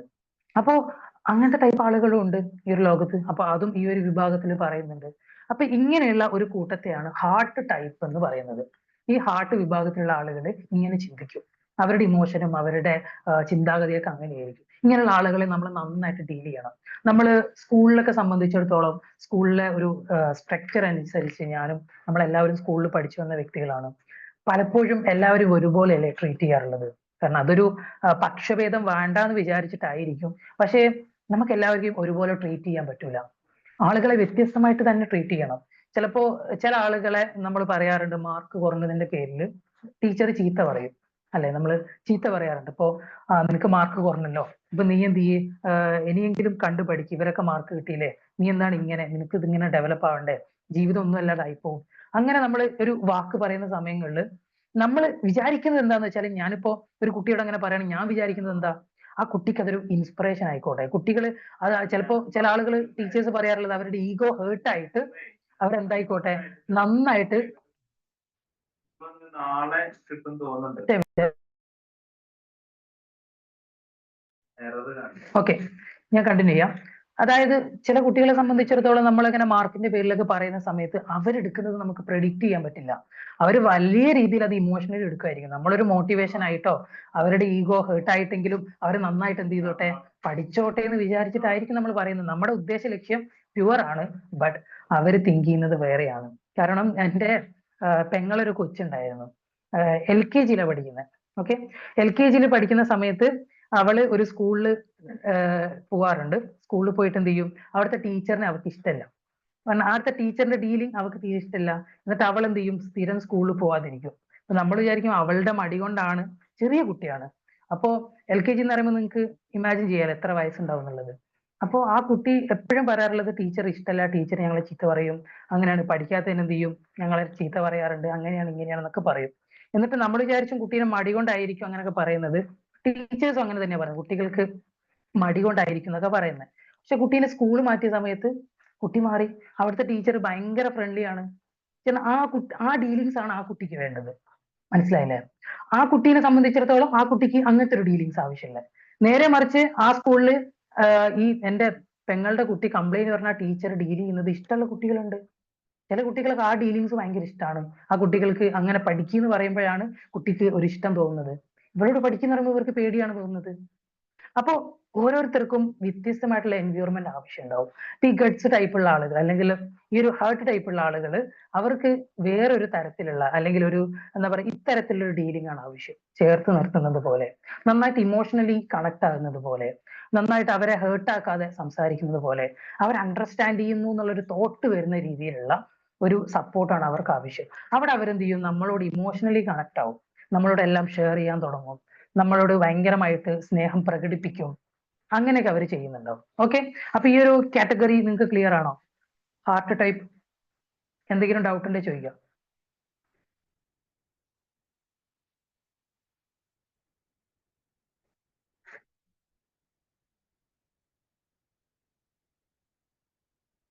ഓക്കെ, ഐ ഹോപ്പ് നിങ്ങൾക്ക് സംശയങ്ങളൊന്നും ഇല്ല എന്ന് വിചാരിക്കുന്നു. ദെൻ ഞാൻ നെക്സ്റ്റിലേക്ക് പോകാം. അടുത്തതാണ് ഹെഡ് ടൈപ്പ്. ഓക്കെ, ഹെഡ് എന്ന് പറയുന്നത് ചിന്തിക്കുന്ന ആളുകൾ. ഇവരുടെ മെയിൻ സാധനം എന്ന് പറയുന്നത് എന്താ പറയാ, മെയിൻ ഇമോഷൻ എന്ന് പറയുന്നത് ആങ്സൈറ്റിയും അതുപോലെ തന്നെ ഫിയറുമാണ്. എങ്ങനെയാണ് ഈ ആങ്സൈറ്റിയും ഫിയറും ഉണ്ടാകുന്നത് ചോദിക്കുകയാണെങ്കിൽ, ഇവർക്ക് ഓവർ തിങ്കിങ് ആണ് ഇവരുടെ മെയിൻ ആയിട്ടുള്ള പ്രോബ്ലം. ഇവരുടെ വീക്ക് എന്ന് പറയുന്നത് അതാണ്, അതായത് ഓവർ തിങ്ക് ചെയ്യുക. ഇവരുടെ ചിന്തയാണ് ഇവരുടെ എല്ലാത്തിന്റെയും സൊല്യൂഷനും. എന്നാൽ ഇവരുടെ ഏറ്റവും വലിയ പ്രശ്നവും ചിന്ത തന്നെയാണ്. ഒരു കാര്യത്തെ കുറിച്ച് നമ്മൾ ചെയ്യാൻ പറയുന്ന സമയത്ത് അത് ഞാൻ ചെയ്താൽ റെഡി ആവുമോ, അത് ഞാൻ ചെയ്യണോ, ഇത് ചെയ്താൽ വർക്ക് ആവുമോ, ഇങ്ങനെ ചിന്തിച്ചേക്കാം. അതുപോലെ തന്നെ ഇവർ എല്ലാത്തിനെയും ഒരു ഉത്കണ്ഠയോടെ കൂടെ കണ്ടേക്കാം. അത് എന്താ പറയാ, ഭാവിയെ കുറിച്ച് ഉത്കണ്ഠ, തന്നെ കുറിച്ച് ഉത്കണ്ഠ, കൂടെയുള്ള ആളുകളെ കുറിച്ച് ഉത്കണ്ഠ, ഇങ്ങനെ എല്ലാത്തിനെയും ഉത്കണ്ഠയോടെ കൂടെ കാണുന്ന ഒരു വിഭാഗം ആളുകളെയാണ് ഈ ഒരു ഹെഡ് ടൈപ്പിൽ വരുന്നത്. അതുപോലെ തന്നെ ഇവരുടെ സ്ട്രെങ്ത് എന്ന് പറയുന്നത് ചിന്തയാണ്. ക്രിയേറ്റീവ് തിങ്കിങ് ആണ് ഇവരുടെ സ്കിൽ എന്ന് പറയുന്നത്. ഇവരുടെ ഏറ്റവും ഹൈലൈറ്റ് ക്രിയേറ്റീവ് തിങ്കിങ് ആണ്. നന്നായിട്ട് എന്ത് ചെയ്യും, ചിലപ്പോൾ നമുക്ക് കിട്ടാത്ത പ്രോബ്ലം സോൾവിങ് ഒക്കെ ഇവർക്ക് കിട്ടും. നന്നായിട്ട് ഇവർ ക്രിയേറ്റീവായിട്ട് ചിന്തിക്കും. ചിലപ്പോൾ എഴുത്തില് ചില ആളുകൾ എഴുതുന്നത് നമ്മൾ കണ്ടിട്ടില്ലേ, അവരുടെ ക്രിയേറ്റിവിറ്റി ഭയങ്കരമായിരിക്കും. ഭയങ്കരമായിട്ട് ക്രിയേറ്റീവായിട്ട് ചിലപ്പോൾ നമ്മൾ ചില ശാസ്ത്രജ്ഞന്മാര് അവരുടെ കണ്ടുപിടുത്തങ്ങൾ നമ്മൾ എന്താ പറയാ പലതരത്തിലുള്ള കാര്യങ്ങൾ ഈ ലോകത്ത് കണ്ടിട്ടുണ്ട്, പലതരത്തിലുള്ള കണ്ടുപിടുത്തലുകൾ. അപ്പൊ ഇവിടെയൊക്കെ നമ്മൾ എന്താ പറയാ, അത്രയും ഇന്റലിജന്റ് ആയിട്ട് തിങ്ക് ചെയ്യുന്ന കാറ്റഗറീസിലുള്ള ആളുകൾക്ക് അങ്ങനെ എന്ത് ചെയ്യാൻ പറ്റുള്ളൂ, ഓരോ സൊല്യൂഷൻസ് കണ്ടെത്താൻ പറ്റുള്ളൂ. ചില പ്രശ്നങ്ങളൊക്കെ വരുന്ന സമയത്ത് ഇപ്പോൾ നല്ലൊരു സൈക്യാട്രിസ്റ്റിന്റെ അടുത്തൊക്കെ നമ്മൾ പോവുകയാണെന്നുണ്ടെങ്കിൽ അവർ ചിലപ്പോൾ നന്നായിട്ട് തിങ്ക് ചെയ്യുന്ന ആളുകളായിരിക്കും. അവർ ചിലപ്പോൾ നമ്മൾ ഒരാളെ കാണുന്ന സമയത്ത് തന്നെ ഓക്കെ അവൻ ഇങ്ങനെ ചെയ്താൽ മതി, അവൻ ഇങ്ങനെ ആക്കിയാൽ മതി, അങ്ങനെ പെട്ടെന്ന് ക്രിയേറ്റീവായിട്ട് തിങ്ക് ചെയ്തിട്ട് അവർ സൊല്യൂഷൻ പറഞ്ഞു തരും. അപ്പൊ അവരുടെ വീക്ക് എന്താന്ന് വെച്ചിട്ടുണ്ടെങ്കിൽ ഇതേപോലെ തന്നെ അവർ ഓവർ തിങ്കേഴ്സ് ആയിരിക്കും. അവർ അനാവശ്യമായിട്ട് എന്ത് ചെയ്യും, ചിലപ്പോൾ ഒരു കാര്യം പ്രിപ്പയർ ചെയ്യുന്നതിന്റെ ഇടയ്ക്ക് ഇങ്ങനെ ചിന്തിച്ച് ഷോ അതല്ല കുറെ പേപ്പർ ഇങ്ങനെ ചുരുട്ടി എറിഞ്ഞ് ഇങ്ങനെ എഴുതി ഇങ്ങനെ പോയിക്കൊണ്ടേയിരിക്കും. അപ്പൊ അവർ ഓവറായിട്ട് തിങ്ക് ചെയ്യും. അതാണ് അവരുടെ ഏറ്റവും വലിയ ഒരു പ്രശ്നം എന്ന് പറയുന്നത്. അതുപോലെ തന്നെ ഈ ഒരു ടൈപ്പ് ഓഫ് ആളുകളുടെ ആങ്സൈറ്റിനെ കുറിച്ച് പറയുന്ന ഒരു കാര്യം എന്ന് വെച്ചിട്ടുണ്ടെങ്കിൽ, ഇവർ ഞാൻ സുരക്ഷിതനാണോ, എപ്പോഴും ഭയങ്കര എന്താ പറയാ ചുറ്റുപാടുകളെ കുറിച്ച് നന്നായിട്ട് ഒബ്സർവ് ചെയ്യുന്ന, ഞാൻ സുരക്ഷിതനാണോ എന്നുള്ളതിനെ കുറിച്ച് എപ്പോഴും ചിന്തിച്ചുകൊണ്ടിരിക്കുന്ന ആളുകളായിരിക്കും. ഇത്തരത്തിലുള്ള ആളുകളെ ഏറ്റവും കൂടുതൽ ബാധിക്കുന്നത് എപ്പോഴാണെന്നറിയോ? ഞാൻ ഒരു എക്സാമ്പിൾ നിങ്ങൾക്ക് പറഞ്ഞുതരാം, എല്ലാവർക്കും മനസ്സിലാവുന്ന രീതിയിൽ. നമ്മുടെ നാട്ടിൽ ഫ്ലഡ് വന്നിട്ടുണ്ട്, കൊറോണ വന്നിട്ടുണ്ട്, പലതരത്തിലുള്ള ദുരന്ത അവസ്ഥകൾ വന്നിട്ടുണ്ട്. നമ്മൾ ഇതിനൊക്കെ സർവൈവ് ചെയ്തിട്ടുണ്ട്.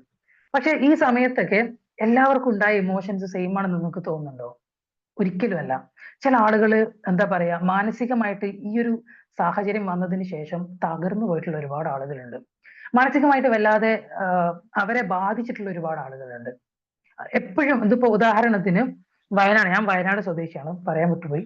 ഓക്കെ, അപ്പോ ഞാൻ വയനാട്ടുകാരനാണ്. അപ്പൊ വയനാട്ടിൽ തന്നെ എന്താ പറയാ ഫ്ലഡ് ഉണ്ടായിട്ടുണ്ട്, അവിടെ ഭൂമികുലുക്കം ഉണ്ടായി, അവിടെ അതുപോലെ തന്നെ ഒരുപാട് മരണങ്ങൾ ഉണ്ടായി. ഈ സമയത്ത് എന്നോട് തന്നെ നേരിട്ട് ഒരുപാട് ആളുകൾ പറഞ്ഞിട്ടുണ്ട്, മഴ വരുമ്പോൾ വല്ലാത്തൊരു പേടിയാണെന്ന്. അതുപോലെ തന്നെ മഴ വരുമ്പോ ഇടി എടുക്കുന്ന സമയത്ത്, ആ ഫ്ലഡ് ഉണ്ടാകുന്ന മുമ്പ് ചിലപ്പോൾ ഇടിയും നമ്മളൊക്കെ ഇങ്ങനെ ഇടി വരുമ്പോൾ പൊതച്ചു കിടന്നിരുന്ന ഒരാള് പേടിച്ചുകൊണ്ട് പൊതച്ചു കിടക്കുന്ന ഒരു അവസ്ഥയിലേക്ക് മാറിയിട്ടുണ്ട് എന്നുള്ളത്. ലൈക്ക് അതിനു മുമ്പ് അയാൾ എന്താ പറയാ അതിനെ ഒന്ന് എൻജോയ് ചെയ്തുകൊണ്ട് കടന്നിരുന്നു.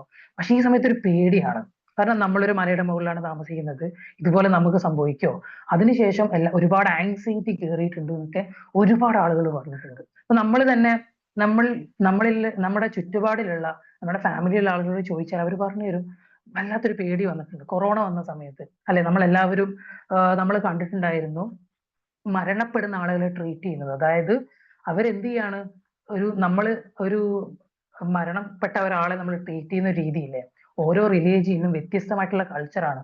അത് നമുക്കൊരു സംതൃപ്തിയാണ്. അവരെ നല്ല രീതിയിൽ പറഞ്ഞയച്ചു എന്നുള്ളൊരു സംതൃപ്തി നമുക്ക് ഫീൽ ചെയ്യാറുണ്ട്. അവർ കർമ്മങ്ങളൊക്കെ ചെയ്യുമ്പോൾ ഒരു വിശ്വാസിയെ സംബന്ധിച്ചിടത്തോളം. ഇത്തരത്തിലുള്ള ഒരു വിശ്വാസിക്ക് തന്നെ ഒന്നും ചെയ്യാൻ പറ്റാതെ സാധാരണ എന്താ പറയാ, നമ്മളൊരു വേസ്റ്റ് ഒക്കെ ഇത് ചെയ്യുന്നത് പോലെ ഒരു മനുഷ്യനെ ട്രീറ്റ് ചെയ്യുന്ന ഒരു അവസ്ഥ കാണുന്ന സമയത്ത് ഉണ്ടാകുന്ന ഒരു ഫിയർ വല്ലാത്തൊരു ഫിയർ ആണ്. അപ്പൊ ഇവരെ സംബന്ധിച്ചിടത്തോളം ഇങ്ങനത്തെ സിറ്റുവേഷനിലെല്ലാം ഇവർ ഭയങ്കരമായിട്ട് അഡ്വാൻസ്ഡ് ആയിട്ട് ചിന്തിക്കും. അതുകൊണ്ട് തന്നെ ഇവർ നന്നായി ഇവരെ കൂടെ ജീവിക്കുന്നവർക്ക് സുഖമായിരിക്കും. കാരണം ഇവര് ഭയങ്കര എന്താ പറയാ ലോങ് ടൈം ഒബ്സർവേഷൻ ഉള്ള ആളുകളായിരിക്കും. ഇപ്പൊ എന്താ പറയാ ഇങ്ങനത്തെ വീട് വെക്കണം, അത് ഭയങ്കര കംഫർട്ടാണ്, ഇത് വെച്ചാലും മഴ വരും, അപ്പോൾ നമുക്ക് ഇങ്ങനത്തെ സ്ഥലത്ത് വീട് കെട്ടാം, ഇവിടുന്ന് വീട് മാറ്റാം, അങ്ങനെ ഭയങ്കര സുരക്ഷിതമായിട്ട് ഇരിക്കുക എന്നുള്ളത് ഇവര് ഭയങ്കര ഇമ്പോർട്ടന്റ് ആണ്. എപ്പോഴും സേഫ് ആയിട്ട് ഇരിക്കുക, ചുറ്റുപാടിനെ കുറിച്ച് ഭയങ്കരമായിട്ട് ആൻസൈറ്റി ക്രിയേറ്റ് ചെയ്യുക, അങ്ങനത്തെ ഒരു ടൈപ്പ് ഓഫ് ആളുകളാണ് ഈ ഒരു കൂട്ടത്തിൽ വരുന്നത്. അപ്പൊ ഇവരെ സംബന്ധിച്ചിടത്തോളം ഇവരെല്ലാ കാര്യങ്ങളെയും ഉത്കണ്ഠയോടുകൂടെ കാണും. ഓക്കെ, ആർക്കെന്തെങ്കിലും ചോദിക്കാനുണ്ടോ?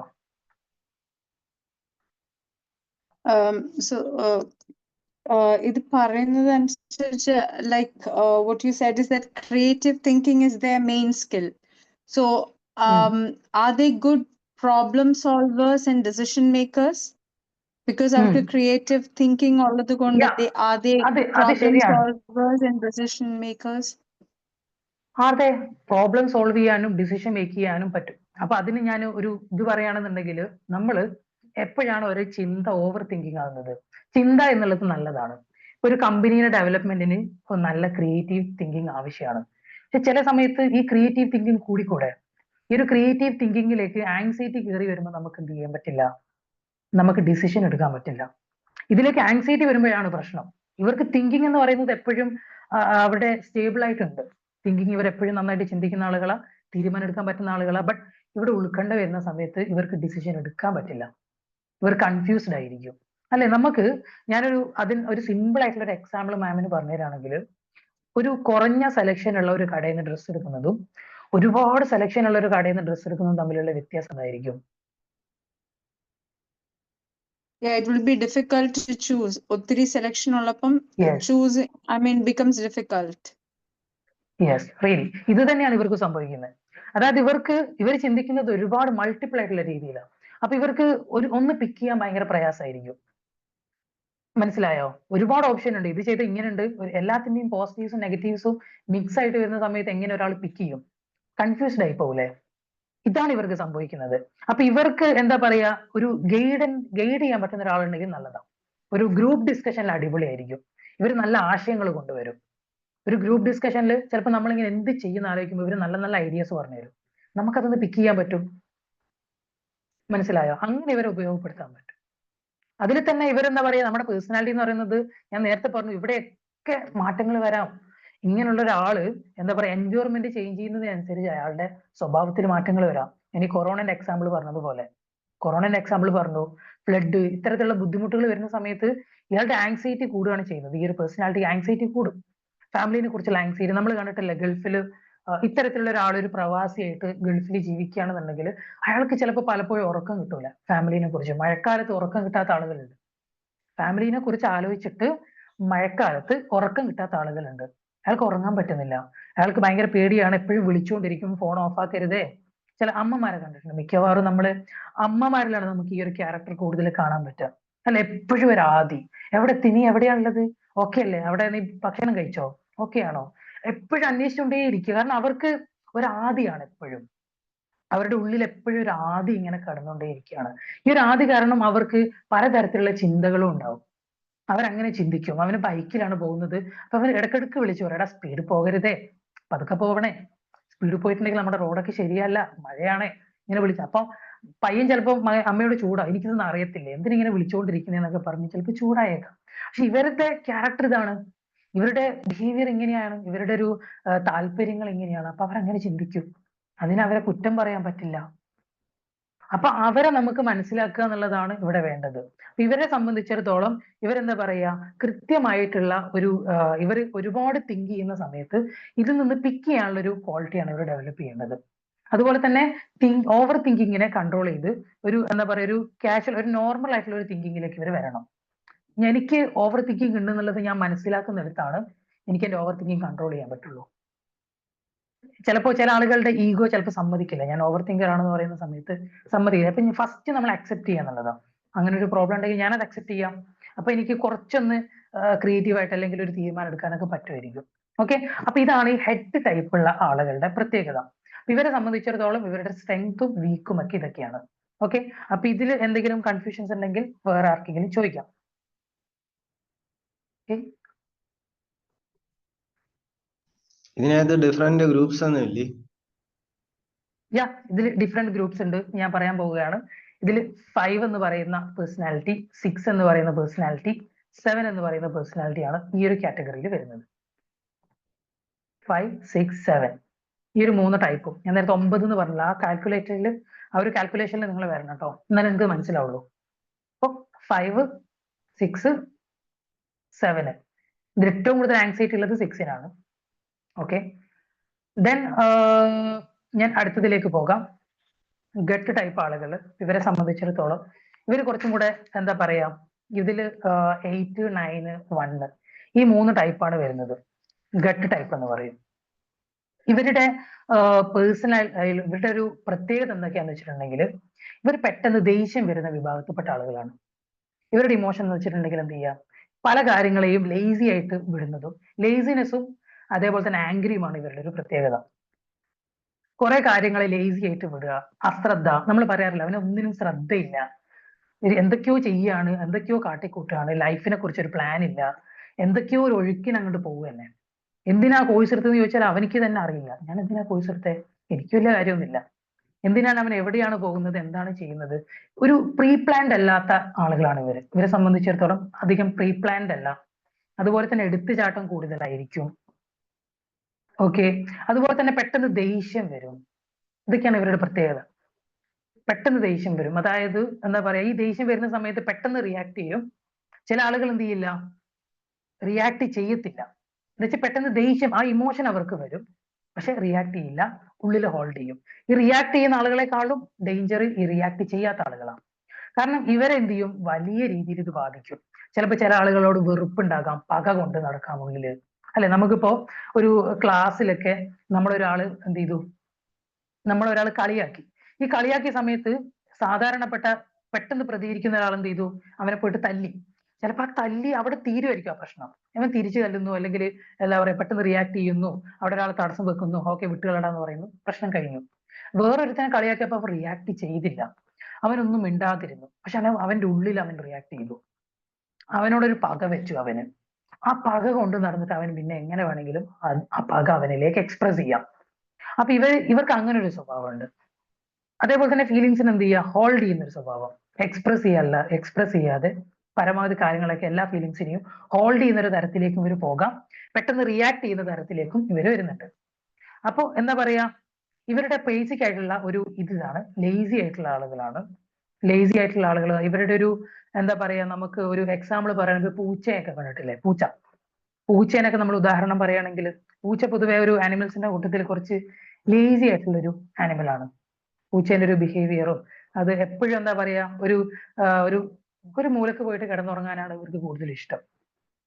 ഒരു എന്താ പറയാ, ഭക്ഷണമൊക്കെ കഴിച്ചിട്ട് വേറെ പണികളൊന്നും ചെയ്യും. ഇപ്പൊ നമ്മുടെ ഒരു വീട്ടിലൊരു പട്ടിക്കുട്ടി ആണെങ്കിൽ എന്ത് ചെയ്യും, അത് ഫുൾ ടൈം എൻഗേജ്ഡാ, ഒരു കാവലായിട്ട് നിൽക്കും, ആരെങ്കിലും വന്നാൽ കുരക്കും, ഒരുപാട് കാര്യങ്ങൾ ചെയ്യും.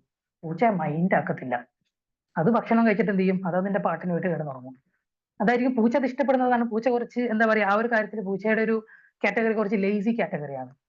അതുപോലെയാണ് ഇവരെ പറയുന്നത്, ഇവർ കുറച്ച് ലേസിയാണ്. ഇവരുടെ തീരുമാനങ്ങളും അങ്ങനെ തന്നെ ആയിരിക്കും.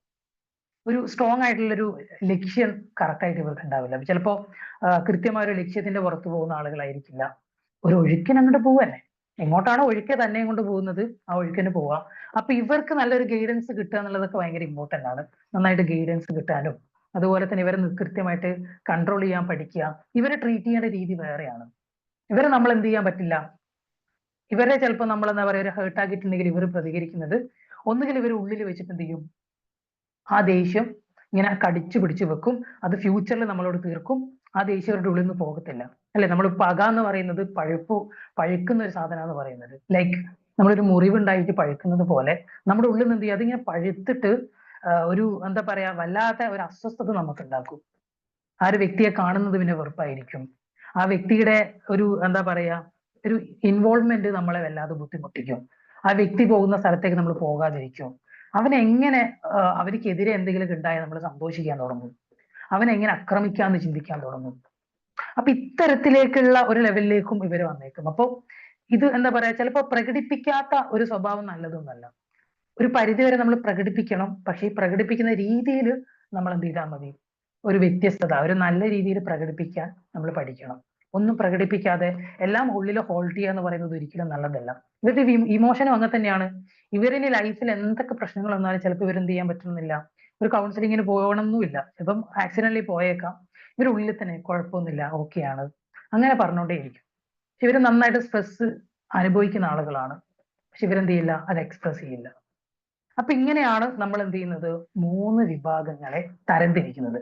ഇതിൽ വരുന്ന ക്യാരക്ടർ എന്ന് പറയുന്നത് യെസ്.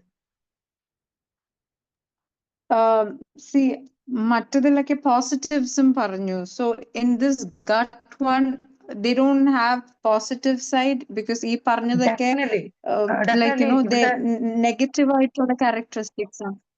Okay right. ഓക്കെ പറഞ്ഞുതരാം. ഇവരുടെ പോസിറ്റീവ് സൈഡ് എന്താന്ന് വെച്ചിട്ടുണ്ടെങ്കിൽ ഇവര് എന്താ പറയാ, മറ്റുള്ളവരുടെ ഇമോഷൻ എന്താ പറയാ, ഒരു ടൈപ്പ്, ഒരു 9 എന്ന് പറയുന്ന ടൈപ്പ് ഭയങ്കരമായിട്ട് ഇമോഷൻ മനസ്സിലാക്കുന്ന ഒരാളാണ്. പിന്നെ 8 എന്ന് പറയുന്ന ഒരു ടൈപ്പ് ഭയങ്കര പ്രൊട്ടക്റ്റീവ് ആണ്.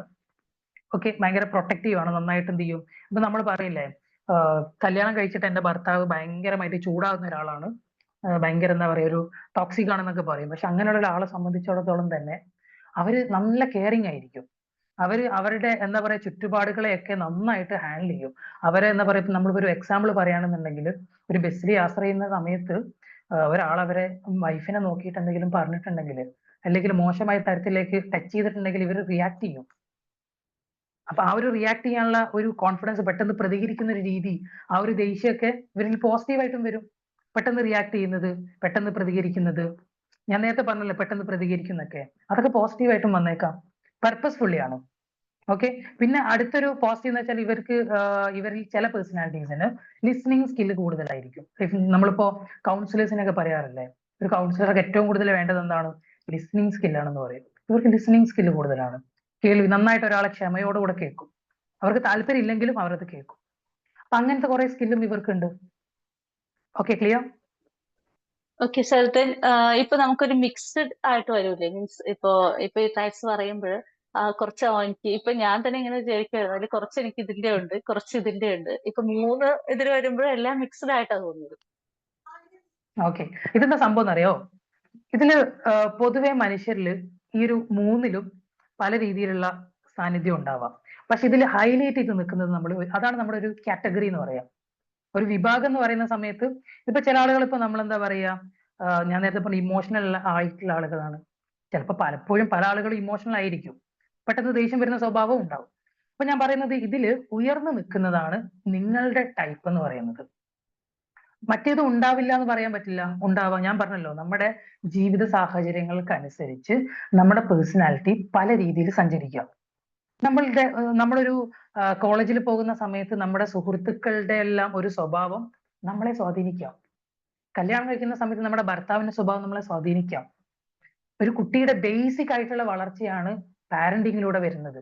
വീട്ടിലെ സാഹചര്യം, അച്ഛൻ ഭയങ്കര പെർഫെക്ഷനിസ്റ്റ് ആണെങ്കിൽ ഒരു കുട്ടിയിലും ആ ഒരു പെർഫെക്ഷനിസ്റ്റം വരാം.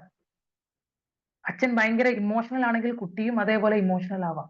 അമ്മ ഭയങ്കര ഇമോഷണൽ ആണ്, അതിന്റെ ഒരു പാർട്ട് ആ കുട്ടിയിൽ ഉണ്ടാവാം. ഇത് ജനറ്റിക് ആയിട്ട് വരാം, സാഹചര്യങ്ങൾ കൊണ്ടുവരാം, അങ്ങനെ പല രീതിയിലും വന്നേക്കാം. പക്ഷെ ഇതില് ഈ ഗട്ട് ആയിക്കോട്ടെ, അതുപോലെ തന്നെ ഹാർട്ട് ആയിക്കോട്ടെ, ഹെഡ് ആയിക്കോട്ടെ, ഈ 3ലും ഉയർന്നു നിൽക്കുന്നത് ഏതാണോ അതാണ് നമ്മളുടെ വിഭാഗം എന്ന് പറയുന്നത്. ഇത് ഞാൻ പറയുന്ന സമയത്ത് നിങ്ങൾക്ക് അത് പിക്ക് ചെയ്യാൻ പറ്റിയിട്ടുണ്ടോ? എന്താണ് നിങ്ങൾ ഉയർന്നു നിൽക്കുന്നത് ഏതിലാണെന്നുള്ളത് പിക്ക് ചെയ്യാൻ പറ്റിയിട്ടുണ്ടോ? റൈറ്റ്. ഒരു എനിക്ക് 2 ഫസ്റ്റും സെക്കൻഡും ആണ് ഏറ്റവും കൂടുതലായിട്ട് ഒരു സെയിം ആയിട്ട് തോന്നി. അത് അതിലെവിടെയാണ് എന്ന് നമ്മള് correct ഒരു find out. കൃത്യമായിട്ടുള്ള എന്തെങ്കിലും ഇൻവെന്ററികൾ എന്തെങ്കിലും ഉണ്ടെങ്കിൽ എനിക്കൊന്ന് കുറച്ചുകൂടി ക്ലാരിറ്റി. അതില് അസസ്മെന്റ് പേഴ്സണാലിറ്റി ടെസ്റ്റ് നമ്മളുടെ, ഞാൻ ഇപ്പൊ നേരത്തെ ഫൈസൽ സാർ പറഞ്ഞിട്ടില്ലേ, അത് നമ്മൾ പ്രൊവൈഡ് ചെയ്യുന്നുണ്ട്. ഓൾറെഡി ടെസ്റ്റുകളൊക്കെ പ്രൊവൈഡ് ചെയ്യുന്നുണ്ട്. നമ്മുടെ കമ്മ്യൂണിറ്റിയുമായിട്ട് കണക്ട് ചെയ്യുകയാണെങ്കിൽ അവർ ചെയ്തു തരും. ടെസ്റ്റുകളൊക്കെ ഉണ്ട്, പേഴ്സണാലിറ്റി ടെസ്റ്റുകളുണ്ട്. 16 പേഴ്സണാലിറ്റിന്റെ ടെസ്റ്റ് ഉണ്ട്, എനിഗ്രാമിന്റെ ടെസ്റ്റ് ഉണ്ട്. ഓക്കെ, അത് ചെയ്താൽ നമുക്ക് മനസ്സിലാവും എക്സാക്ട് നമ്മളുടെ ട്രൈഡ് ഏതാണെന്നുള്ളത്. അപ്പൊ നമുക്ക് മനസ്സിലാവും. ഇത് ട്രൈഡ് മാത്രമല്ല കേട്ടോ, നമ്മുടെ ഈ 1 to 9 ടൈപ്സിൽ നമ്മുടെ ഇത് ടൈപ്പാന്ന് മനസ്സിലാക്കാൻ പറ്റും. നമ്മൾക്കൊരു വിങ്സ് ഉണ്ടാവും. ഇതിലിപ്പോ ഞാനിപ്പോ ട്രൈബ്സിനെ കുറിച്ച് മാത്രമേ പറഞ്ഞിട്ടുള്ളൂ. ഇതിൽ വിങ്സ് എന്ന് പറയുന്ന ഒരു കാറ്റഗറി ഉണ്ട്. ഓക്കെ, ഹാർമോണിയൻ എന്ന് പറയുന്ന ഒരു കാറ്റഗറീസിനെ കുറിച്ച് പറയുന്നുണ്ട്. ഓക്കെ, ഹൊർണേവിയൻ എന്ന് പറയുന്ന ഒരു ടൈപ്പിനെ കുറിച്ച് പറയുന്നുണ്ട്. അങ്ങനെ അതുപോലെ തന്നെ ഇന്റഗ്രേഷൻ എന്നുള്ളൊരു കാര്യം പറയുന്നുണ്ട്. ഇങ്ങനെ ഒരുപാട് കാര്യങ്ങളുണ്ട്. ഇപ്പൊ എനിഗ്രാം എന്ന് പറയുമ്പോൾ ഭയങ്കര വിശാലമായിട്ടുള്ളൊരു ചാപ്റ്റർ ആണ്. പക്ഷെ നമ്മളിവിടെ ജസ്റ്റ് ഇതിന്റെ ട്രൈബ്സിനെ കുറിച്ച് മാത്രമേ ഇപ്പം ഡിസ്കസ് ചെയ്യുന്നുള്ളൂ. അപ്പൊ ഇവിടെ ഡിസ്കസ് ചെയ്യുന്ന സമയത്ത് ഈ 3 ട്രൈബ്സിലാണ് പൊതുവെ എല്ലാവരും വരാറുള്ളത്. ഇതിൽ ഹൈലൈറ്റ് ചെയ്ത് നിൽക്കുന്നത് ഏതെങ്കിലും ഒന്നായിരിക്കും. അത് ചിലപ്പോൾ നമുക്ക് ഒരു അസസ്മെന്റിലൂടെ ഫൈൻഡ് ചെയ്യാൻ പറ്റും. പക്ഷെ വേറൊരു കാര്യം കൂടെയാണ് കേട്ടോ. അതായത് ഇപ്പൊ ഞാൻ എന്നെ കുറിച്ച് ചിന്തിക്കുന്നതും അതേപോലെ തന്നെ മറ്റൊരാളുടെ ഒബ്ജക്റ്റിൽ എന്നെ കാണുന്ന സമയത്തും അതിൽ ചിലപ്പോൾ കുറച്ച് വേരിയേഷൻസ് ഉണ്ടാവും. ഞാൻ മനസ്സിലാക്കിയ ഞാനും മറ്റൊരാൾ മനസ്സിലാക്കിയിട്ടുള്ള ഒരു ഞാനും, ഇതിന്റെ രണ്ടിന്റെയും മിക്സ് ആയിട്ടുള്ളൊരു ആളാണ് എക്സാക്ട് ആയിട്ടുള്ള നമ്മൾ. അതായത് മറ്റൊരാളുടെ ഒബ്ജക്റ്റിലുള്ളതും നമ്മുടെ ഒബ്ജക്റ്റിലുള്ളതിന്റെയും ഒരു ഒരു ഏകീകരണ രൂപം. ഞാൻ എന്റെ ഒബ്ജക്റ്റിൽ പറയുകയാണെന്ന് ഞാൻ അത്ര മടിയൊന്നുമല്ല, ഞാൻ അത്യാവശ്യം കാര്യങ്ങളൊക്കെ ചെയ്യും. പക്ഷെ മറ്റൊരാളുടെ ഒബ്ജക്റ്റിൽ നമ്മളുടെ പ്രവൃത്തികൾ വീക്ഷിക്കുന്ന ഒരാളായിരിക്കും. ചിലപ്പോൾ നമ്മുടെ ഏറ്റവും നന്നായിട്ട് പറയാൻ പറ്റുന്ന നമ്മുടെ അമ്മക്കും അച്ഛനൊക്കെ ആയിരിക്കും. അവർ നമ്മളെ ചെറുപ്പം മുതലേ കാണുന്നതല്ലേ, നമ്മുടെ എല്ലാ കുരുത്തക്കേടുകളും കറക്റ്റായിട്ട് അവർക്ക് അറിയുന്നതാണ്. അപ്പൊ അവരോട് ചോദിച്ചാൽ അവർ പറഞ്ഞുതരും ശരിക്കും നീ ഏതാണെന്നുള്ളത്. ഇപ്പൊ നമ്മൾ ഈ ട്രൈബ്സിനെ കുറിച്ച് പറയുന്ന സമയത്ത് തന്നെ ഇതിൽ ഏതായിരിക്കും അമ്മ ഞാൻ ചോദിച്ചാൽ അവർ കറക്റ്റ് പറഞ്ഞുതരും. നീ ഇതാണ്, നീ തൊട്ടേനും പിടിച്ചതിനൊക്കെ കഴിയാറില്ലേ, നിന്റെ ടൈപ്പ് തന്നെയാണ്. അപ്പൊ അവർ പറഞ്ഞുതരും. ഇപ്പൊ ഒരു പരിധി വരെ ചിലപ്പോ മറ്റൊരാളുടെ ഒബ്ജക്റ്റിലും കൂടെ നമ്മളെ നോക്കണം. അപ്പൊ അവിടെ നമുക്ക് കുറച്ചും കൂടെ ക്ലാരിറ്റി കിട്ടും. ഈ പേഴ്സണാലിറ്റി ടെസ്റ്റ് ഞാൻ അസസ്മെന്റ് കൊടുക്കുന്ന സമയത്ത് പലരും പറയാറുള്ളത് എന്ന് വെച്ചിട്ടുണ്ടെങ്കിൽ, ഞാൻ മറ്റുള്ളവർ എന്നെ കുറിച്ച് ഇങ്ങനെ പറയാറുണ്ട് ഈ കാര്യങ്ങൾ. എന്താ പറയുക, ഞാൻ പെട്ടെന്ന് ചൂടാവുന്ന ഒരാളാണ്, അതേപോലെ തന്നെ അങ്ങനത്തെ കുറെ നെഗറ്റീവ്സ് പറയാറുണ്ട്. പക്ഷെ ഞാനൊന്നും ചെയ്യാറില്ല, അതിനെ എന്താ പറയാ അങ്ങനെ ഉൾക്കൊള്ളാറില്ല. പക്ഷെ ഇവിടെ നമ്മളൊരു അസസ്മെന്റിൽ കൃത്യമായിട്ട് പറഞ്ഞു കൊടുക്കുമ്പോൾ അവർക്ക് വേറെ ചോയ്സസ് ഇല്ലല്ലോ. റിയാലിറ്റിയാണ്. ഞാൻ എന്താ പറയാ, തലേ ദിവസം അവരുടെ വീട്ടില് എന്താ പറയുക ഡിറ്റക്റ്റീവായിട്ട് പോയിട്ട് അവർ ചെയ്യുന്നതൊക്കെ ഒബ്സർവ് ചെയ്തിട്ട് നോട്ട് ചെയ്ത് വെച്ചിട്ട് പറയുന്നതല്ലോ. ഇത് ഡയറക്റ്റ് കാണാത്ത ഒരാളെ കുറിച്ചാണ് പറയുന്നത്. അപ്പോൾ അവർക്ക് അക്സെപ്റ്റ് ചെയ്തേ പറ്റുള്ളൂ. ഇന്നേ വരെ ലൈഫിൽ കാണാത്ത ഒരാളാണ് പറയുന്നത്, അതും തന്നെ കുറിച്ചിട്ട് താൻ പോലും അറിയാത്ത പല കാര്യങ്ങളും. അപ്പം ഒരാൾക്ക് അക്സെപ്റ്റ് ചെയ്യുക എന്നുള്ളത് വേറെ ഓപ്ഷൻ ഇല്ല. അപ്പൊ ഇപ്പൊ നിങ്ങൾ ചോദിച്ചതുപോലെ കൃത്യമായിട്ടുള്ള ഒരു അസസ്മെന്റ് ഉണ്ടെന്നുണ്ടെങ്കിൽ നമുക്ക് എന്ത് ചെയ്യാൻ പറ്റും, എക്സാക്ട് നമ്മുടെ പേഴ്സണാലിറ്റി എന്താണെന്നുള്ളത് മനസ്സിലാക്കാൻ പറ്റും.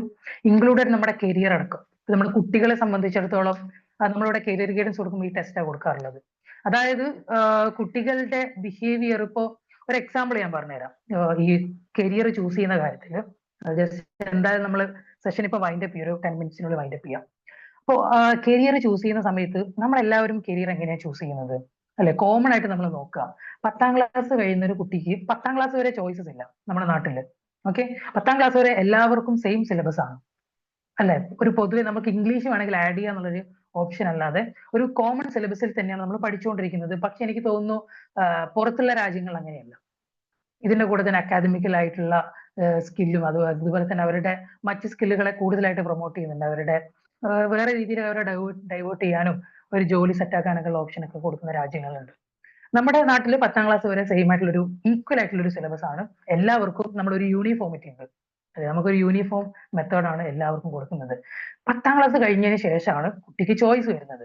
എന്നാലും ഇവിടെയും ഒരുപാട് ചോയ്സസ് ഉണ്ടോ? ഇല്ല, കുറച്ച് ചോയ്സസേ ഉള്ളൂ. അപ്പൊ ഈ ഒരു ചോയ്സസിൽ നിന്നും ചില കുട്ടികൾ പിക്ക് ചെയ്യുന്നത് സയൻസ് ആയിരിക്കും, കൊമേഴ്സ് ആയിരിക്കും, ചില കുട്ടികൾ പിക്ക് ചെയ്യുന്നത് ഹ്യൂമാനിറ്റീസ് ആയിരിക്കും. ചില കുട്ടികൾക്ക് ഇതിന്റെയൊക്കെ പർപ്പസ് എന്താണെന്ന് അറിയത്തില്ല അല്ലെ? എന്തിനാണ് ഹ്യൂമാനിറ്റീസ് എടുക്കുന്നത്, എന്തിനാണ് കൊമേഴ്സ് എടുക്കുന്നത്, എന്തിനാണ് സയൻസ് എടുക്കുന്നത്? ഓക്കെ, അപ്പൊ ഇതിന്റെ പർപ്പസ് അറിയാത്ത ആളുകളും ഉണ്ടാവും. ചിലപ്പോൾ കിട്ടുന്നത് ഏതാണോ അതിന് പോകുന്ന കുട്ടികളാണ് കൂടുതലുണ്ടാവുക. അപ്പൊ ഇവിടെ ചെയ്യുന്ന ഒരു കാര്യം എന്താണെന്ന് വെച്ചിട്ടുണ്ടെങ്കിൽ, കുട്ടികൾ പലപ്പോഴും അവരുടെ കരിയറിൽ എന്ത് ചെയ്യാറുണ്ട്, റോങ് ആയിട്ടുള്ള ഡിസിഷൻസ് എടുക്കാറുണ്ട്.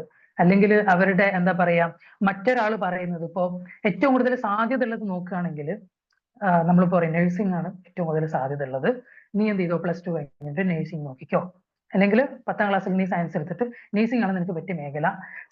ഇത് നമ്മൾ എന്തൊരു അടിസ്ഥാനത്തിലായിരിക്കും കുട്ടികളെ പറഞ്ഞു കൊടുക്കുക? ഞാൻ മുമ്പ് ഒരു ക്ലാസ്സിൽ ഒരു ഉദാഹരണം പറഞ്ഞിട്ടുണ്ടായിരുന്നു, ഒരു തമാശ രൂപേണ ഇവിടെ അത് പറയാം. അതെന്താന്ന് വെച്ചിട്ടുണ്ടെങ്കിൽ, ഞാൻ എൻ്റെ പെങ്ങളുടെ കാലില് മുള്ള് കയറിയിട്ട് ഇങ്ങനെ ഒരു സൂചി കൊണ്ട് എന്ത് ചെയ്യാണ്, ആ മുള്ളിങ്ങനെ എടുക്കുന്ന സമയത്തുണ്ടല്ലോ, എൻ്റെ ഉമ്മ പറയാണ്, കൊള്ളാലോ, നിന്നെ ഒരു ഡോക്ടർ ആക്കിയാൽ മതിയായിരുന്നില്ലേ, നിനക്ക് മുള്ളെടുക്കാനൊക്കെ അറിയാം, നിനക്ക് അങ്ങനത്തെ എന്തെങ്കിലും പഠിച്ചാൽ പോരായിരുന്നോ. ശരി, അവര് ചൂസ് ചെയ്തത് ഒരു വേർഷൻ നിങ്ങൾ നോക്ക് ഏത് രീതിയിലാന്നുള്ളത്. ഒരു മുള്ളെടുത്തതിന്റെ പേരിൽ ഒരു ഡോക്ടർ ആവാനുള്ള ഒരു സ്കിൽ ഉണ്ടെന്ന് വിലയിരുത്തുക എന്നുള്ളതൊക്കെ ജസ്റ്റ് നമ്മുടെ ഒരു തമാശ രൂപേണ പറയുന്നതാണെങ്കിൽ കൂടെ അതിലൊരു സീരിയസ് ആയിട്ടുള്ള ഒരു ഫാക്ട് ഉണ്ട്. നമ്മളിപ്പോ ഫാമിലി എന്നൊക്കെ നോക്കുമ്പോൾ അങ്ങനെ ചെറിയ ചെറിയ കാര്യങ്ങളിലൊക്കെ ഒരാളുടെ കരിയർ ഒക്കെ ഒരാൾ ചൂസ് ചെയ്യാറുണ്ട്. അപ്പൊ ഇതിൽ ഞാൻ എക്സാമ്പിൾ പറയുകയാണെന്നുണ്ടെങ്കിൽ ഇതിലൊരു കാറ്റഗറി പേഴ്സണാലിറ്റി ഉണ്ട്. അതായത് എന്താ പറയാ 2 എന്ന് പറയുന്ന ഒരു ഹെൽപ്പർ എന്ന് പറയുന്ന കാറ്റഗറി. അപ്പൊ ഈ ഒരു ഹെൽപ്പർ എന്ന് പറയുന്ന കാറ്റഗറി മറ്റുള്ളവരെ നന്നായിട്ട് സഹായിക്കാൻ ഇഷ്ടപ്പെടുന്ന, നല്ല സർവീസ് ആണ് ഇവരുടെ ഏറ്റവും ഹൈലൈറ്റ്. എന്ന് വെച്ചിട്ടുണ്ടെങ്കിൽ ഇവരെന്ത് സർവീസ് ചെയ്താലും ഭയങ്കര അടിപൊളിയായിരിക്കും. ഓക്കെ, അപ്പൊ ഇവർക്ക് ഈ ഇങ്ങനെയുള്ള ഒരു ക്യാരക്ടറിനെ സംബന്ധിച്ചിടത്തോളം നമ്മൾക്ക് അവർക്ക് എന്ത് ചെയ്യാം, ഒരു നഴ്സിംഗ് ജോലി, ഇപ്പൊ നഴ്സിംഗിന്റെ ഉദാഹരണം പറഞ്ഞതുകൊണ്ട് ആ ക്യാരക്ടറിലേക്ക് പോയതാ. നഴ്സിംഗ് എന്ന് പറയുന്ന ഒരു ജോബ് അവർക്ക് കൊടുക്കുകയാണെങ്കിൽ, അല്ലെങ്കിൽ ഒരു ഹോട്ടൽ മാനേജ്മെന്റ്, അതല്ലാന്നുണ്ടെങ്കിൽ നമ്മൾ എന്താ പറയാ ഒരു കസ്റ്റമർ ഡീലിംഗ്, അങ്ങനത്തെ എന്ത് മേഖലയും ആവാം, കസ്റ്റമർ ഡീൽ ചെയ്യുന്ന രീതിയിലുള്ള എന്ത് മേഖലയും, അതേപോലെ തന്നെ കുക്കിംഗ്, അങ്ങനത്തെ മേഖലയൊക്കെ അവർ ഭയങ്കര അടിപൊളിയായിട്ട് ചെയ്യും. അത് വെച്ചാൽ ആ ഒരു പേഴ്സണാലിറ്റിന്റെ ഏറ്റവും വലിയ പ്രത്യേകത ഒരാളെ നന്നായിട്ട് ട്രീറ്റ് ചെയ്യുന്നതിൽ സന്തോഷം കണ്ടെത്തുന്ന ഒരു സ്വഭാവക്കാരാണ് അവർ. ഇനി അവർക്ക് എന്താ പറയാ ചില ആളുകളൊക്കെ ഉണ്ട്, നമ്മളിപ്പോ സോഷ്യൽ വർക്കേഴ്സിൽ ഒരു നല്ലൊരു വിഭാഗം ആളുകളും ഈ പേഴ്സണാലിറ്റി ആയിരിക്കും. സോഷ്യൽ വർക്കേഴ്സ്, അതുപോലെ തന്നെ ചില കൗൺസിലേഴ്സിനെ ഞാൻ കണ്ടിട്ടുണ്ട്. ഓക്കെ, ഞാൻ മുമ്പ് ഒരു കൗൺസിലർ ഇതേപോലെ നമുക്കൊരു സെഷന് വന്നിട്ടുണ്ടായിരുന്നു. അപ്പോൾ ആ കൗൺസിലറിന്റെ പേഴ്സണാലിറ്റി ഇതാണ്. അപ്പൊ എന്നോട് ചോദിച്ചു, സാർ എനിക്ക് നല്ലൊരു കൗൺസിലർ ആവാൻ പറ്റൂലേ, എനിക്ക് അതിനുള്ള സ്കില്ലില്ലേ? ഞാൻ പറഞ്ഞു യെസ് ഡെഫിനറ്റ്ലി നിങ്ങൾക്ക് ആ സ്കില്ലുണ്ട്, പക്ഷെ നിങ്ങൾക്ക് ഒരൊറ്റ കുഴപ്പമുള്ളൂ, നിങ്ങളുടെ മുമ്പിൽ വന്നിട്ട് എന്താ പറയാ ഒരു സാമ്പത്തിക കടം കാരണം കരഞ്ഞുകൊണ്ടൊരു വ്യക്തി നിങ്ങളുടെ മുമ്പിൽ വന്നാൽ ചിലപ്പോൾ നിങ്ങളുടെ കയ്യിലെ വള ഊരിയിട്ട് നിങ്ങൾ കൊടുക്കും. ആ ഒരു കുഴപ്പം മാത്രമേ നിങ്ങൾക്കുള്ളൂ, വേറെ പ്രശ്നങ്ങളൊന്നും ഇല്ല എന്ന് പറഞ്ഞു. കാരണം അവരുടെ സ്വഭാവം അതാണ്. അവർ പെട്ടെന്ന് ഇമോഷണൽ ആയിട്ട് എന്ത് ചെയ്യും, അവരവരുടെ അയ്യോ പാവട്ടോ നീ ഇത് ചെയ്തോ, എന്നിട്ട് നീ ചിലപ്പോ അവരെ പറ്റിക്കാൻ വേണ്ടി അങ്ങനെ ആളുകൾ ചെയ്യാലോ. ചിലപ്പോ കടം വാങ്ങിയിട്ട് തിരിച്ചു ചോദിക്കാൻ പറ്റാത്ത കുറെ ആളുകൾ കണ്ടിട്ടില്ലേ, ചിലപ്പോ അതിന്റെ പേരിൽ നോ പറയാൻ പറ്റാത്ത കുറെ ആളുകൾ കണ്ടിട്ടില്ലേ, അവർക്ക് ഈ വിഭാഗത്തിൽപ്പെടുന്ന ആളുകളാണ്. അപ്പൊ ഇങ്ങനെ പേഴ്സണാലിറ്റിനെ കുറിച്ചുള്ള ഒരു കൃത്യമായ ഡീറ്റെയിലിംഗ് ആണ് എന്ത് ചെയ്യുന്നത്, ഇനിഗ്രാം എല്ലാവരുടെയും മുമ്പിലേക്ക് വെക്കുന്നത്. അപ്പൊ അത് നമുക്ക് എന്താ പറയാ ലേൺ ചെയ്യാൻ പറ്റിയിട്ടുണ്ടെങ്കിൽ, ഞാൻ എന്താ പറയാ ഇപ്പോ പുറത്തു പോകുന്ന സമയത്തായിക്കോട്ടെ, ഞാൻ എവിടെ ഫേസ് ചെയ്യുന്ന സമയത്തും ഞാൻ ഒരാളെ ഈ ഒരു ഒബ്ജക്റ്റിൽ കാണാറുണ്ട്. എനിക്ക് ഒരാളുടെ ഏകദേശം ഞാൻ ഈ ഒരു ഇത് പഠിക്കാൻ തുടങ്ങിയിട്ട് ഒരു 4-5 വർഷമായത് കൊണ്ട് തന്നെ എനിക്ക് എന്ത് ചെയ്യാൻ പറ്റും, ഒരാളുടെ ബോഡി ലാംഗ്വേജ് കാണുമ്പോൾ അയാൾ ഏത് പേഴ്സണാലിറ്റി ആണെന്നൊക്കെ ഒരു പരിധി വരെയൊക്കെ മനസ്സിലാവും. ചിലപ്പം പലപ്പോഴും എന്റെ പ്രഡിക്ഷൻ കറക്റ്റ് ആവാറുണ്ട്. ആ പേഴ്സണാലിറ്റി ഇപ്പൊ നമ്മൾ പറയും നീ എന്റെ മുഖം നോക്കിയിട്ട് പറ ഞാൻ ഏതാ, ഞാൻ എന്റെ സ്വഭാവം എന്താ. അപ്പൊ നമ്മൾ ചുമ്മാ ഞാൻ ചില സമയങ്ങളിലൊക്കെ ഒരു ഗസ്സിൽ പറയുന്നതാണ്, ബട്ട് കറക്റ്റ് ആയിരിക്കും ചില സമയങ്ങളിലൊക്കെ. അപ്പൊ അവർ അന്തം വിടാറുണ്ട്, ഇങ്ങനെ എങ്ങനെ നിനക്ക് ഇത്രയൊക്കെ പറയാൻ പറ്റുന്നു എന്നൊക്കെ. പക്ഷെ ഇത് റിയാലിറ്റി ആണ്. അപ്പൊ നമുക്ക് ഇതൊരു മാത്തമാറ്റിക്കൽ മെത്തേഡ് തന്നെയാണ്. പേഴ്സണാലിറ്റീന്റെ ഒരു മാത്തമാറ്റിക്കൽ മെത്തേഡാണ് ഇനിഗ്രാം. അപ്പൊ ഇതിനെ മൾട്ടിപ്ലൈ ചെയ്യുന്നുണ്ട്, ഇതിലൊരു ഇന്റഗ്രേഷൻ, അതുപോലെ തന്നെ ആളുകളുടെ ചേഞ്ചുകൾ, ആളുകൾ എങ്ങനെയൊക്കെ മാറാം, ഒരാളുടെ എൻവയോൺമെന്റ് എങ്ങനെ അയാളെ ചേഞ്ച് ചെയ്യും. ചിലപ്പോ ഭയങ്കരമായിട്ട് എക്സ്ട്രോവേർട്ട് ആവേണ്ട ഒരു പേഴ്സണാലിറ്റി ഒരു ഇൻട്രോവേർട്ടിലേക്ക് എങ്ങനെ പോകാം. ഇതിപ്പോ നമുക്ക് ഒരാളുടെ പേഴ്സണാലിറ്റി റിസൾട്ട് കാണുമ്പോൾ മനസ്സിലാവും അയാളുടെ ലൈഫിൽ എന്തോ ഒരു ട്രോമ ഉണ്ടായിട്ടുണ്ട് എന്ന്. കാരണം ഇത്രയും കോൺഫിഡന്റ് ആയിട്ടുള്ള ഒരു വ്യക്തി ഇങ്ങനെ തളർന്നിരിക്കേണ്ട ഒരു ആവശ്യമില്ല എന്ന് നമുക്ക് മനസ്സിലാവും. ഞാൻ റീസെന്റ് പോലും അങ്ങനെ ഒരാളെ കണ്ടിട്ടുണ്ടായിരുന്നു നമുക്ക് കൗൺസിലിംഗിന് വന്നത്. അതായത് ഭയങ്കര കോൺഫിഡന്റ് ആയിട്ടുള്ള ഒരു പേഴ്സണാലിറ്റിയാണ് ഇയാളുടേത്, പക്ഷെ ഇയാൾ ഭയങ്കര ഡൗൺ ആണ്. ഇപ്പൊ ചോദിച്ച സമയത്ത് പുള്ളി ലൈഫിൽ ട്രോമ ഉണ്ടായിട്ടുണ്ട്, വലിയൊരു ട്രോമ ഉണ്ടായിട്ടുണ്ട്, അതിന്റെ കാരണം കൊണ്ടാണ് അങ്ങനെ ആയത്. അപ്പൊ ഇതുപോലെ നിങ്ങൾക്ക് കൃത്യമായിട്ട് മനസ്സിലാക്കാൻ പറ്റുന്ന ഒരു ടൂൾ തന്നെയാണ് എനിഗ്രാം. അപ്പൊ നിങ്ങൾക്ക് ജസ്റ്റ് ഞാനിപ്പോ എനിഗ്രാമിന്റെ ഇപ്പോ ഫൈസൽ സാർ തുടങ്ങുന്ന സമയത്ത് പറഞ്ഞിട്ടുണ്ടായിരുന്നു, ചെറിയൊരു ഔട്ട്ലൈൻ മാത്രമാണ് ഞാനിവിടെ പറയുന്നത്. എന്താണ് എനിഗ്രാം, അതുപോലെ തന്നെ അതിന്റെ ഘട്ടങ്ങൾ എന്തൊക്കെയാണ്, അതിന്റെ പാർട്ട് എന്തൊക്കെയാണ്, അതുകൊണ്ടുള്ള അതിന്റെ ഡീറ്റെയിലിംഗ് എന്തൊക്കെയാണ്. ഈ ട്രൈബ്സ് തന്നെ ഞാൻ വളരെ ഷോർട്ടായിട്ടാണ് പറഞ്ഞത്. മീൻസ് ഞാൻ എന്താ പറയാ എല്ലാ ഡീറ്റെയിലിങ്ങിനെ കുറിച്ചൊന്നും ഞാൻ പറഞ്ഞിട്ടില്ല, കാരണം നമുക്ക് സമയപരിമിതി ഉണ്ട്.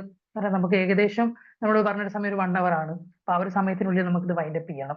അപ്പൊ അതുകൊണ്ടാണ് അപ്പൊ നമ്മൾ ഡീറ്റെയിൽ ആയിട്ട് എന്ത് ചെയ്യുന്നുണ്ട്, ഇതിന്റെ കോഴ്സുകളായിട്ടും മുന്നോട്ട് ഇനിയും വെബിനാറുകളായിട്ടൊക്കെ നമ്മൾ വെക്കുന്നുണ്ട്.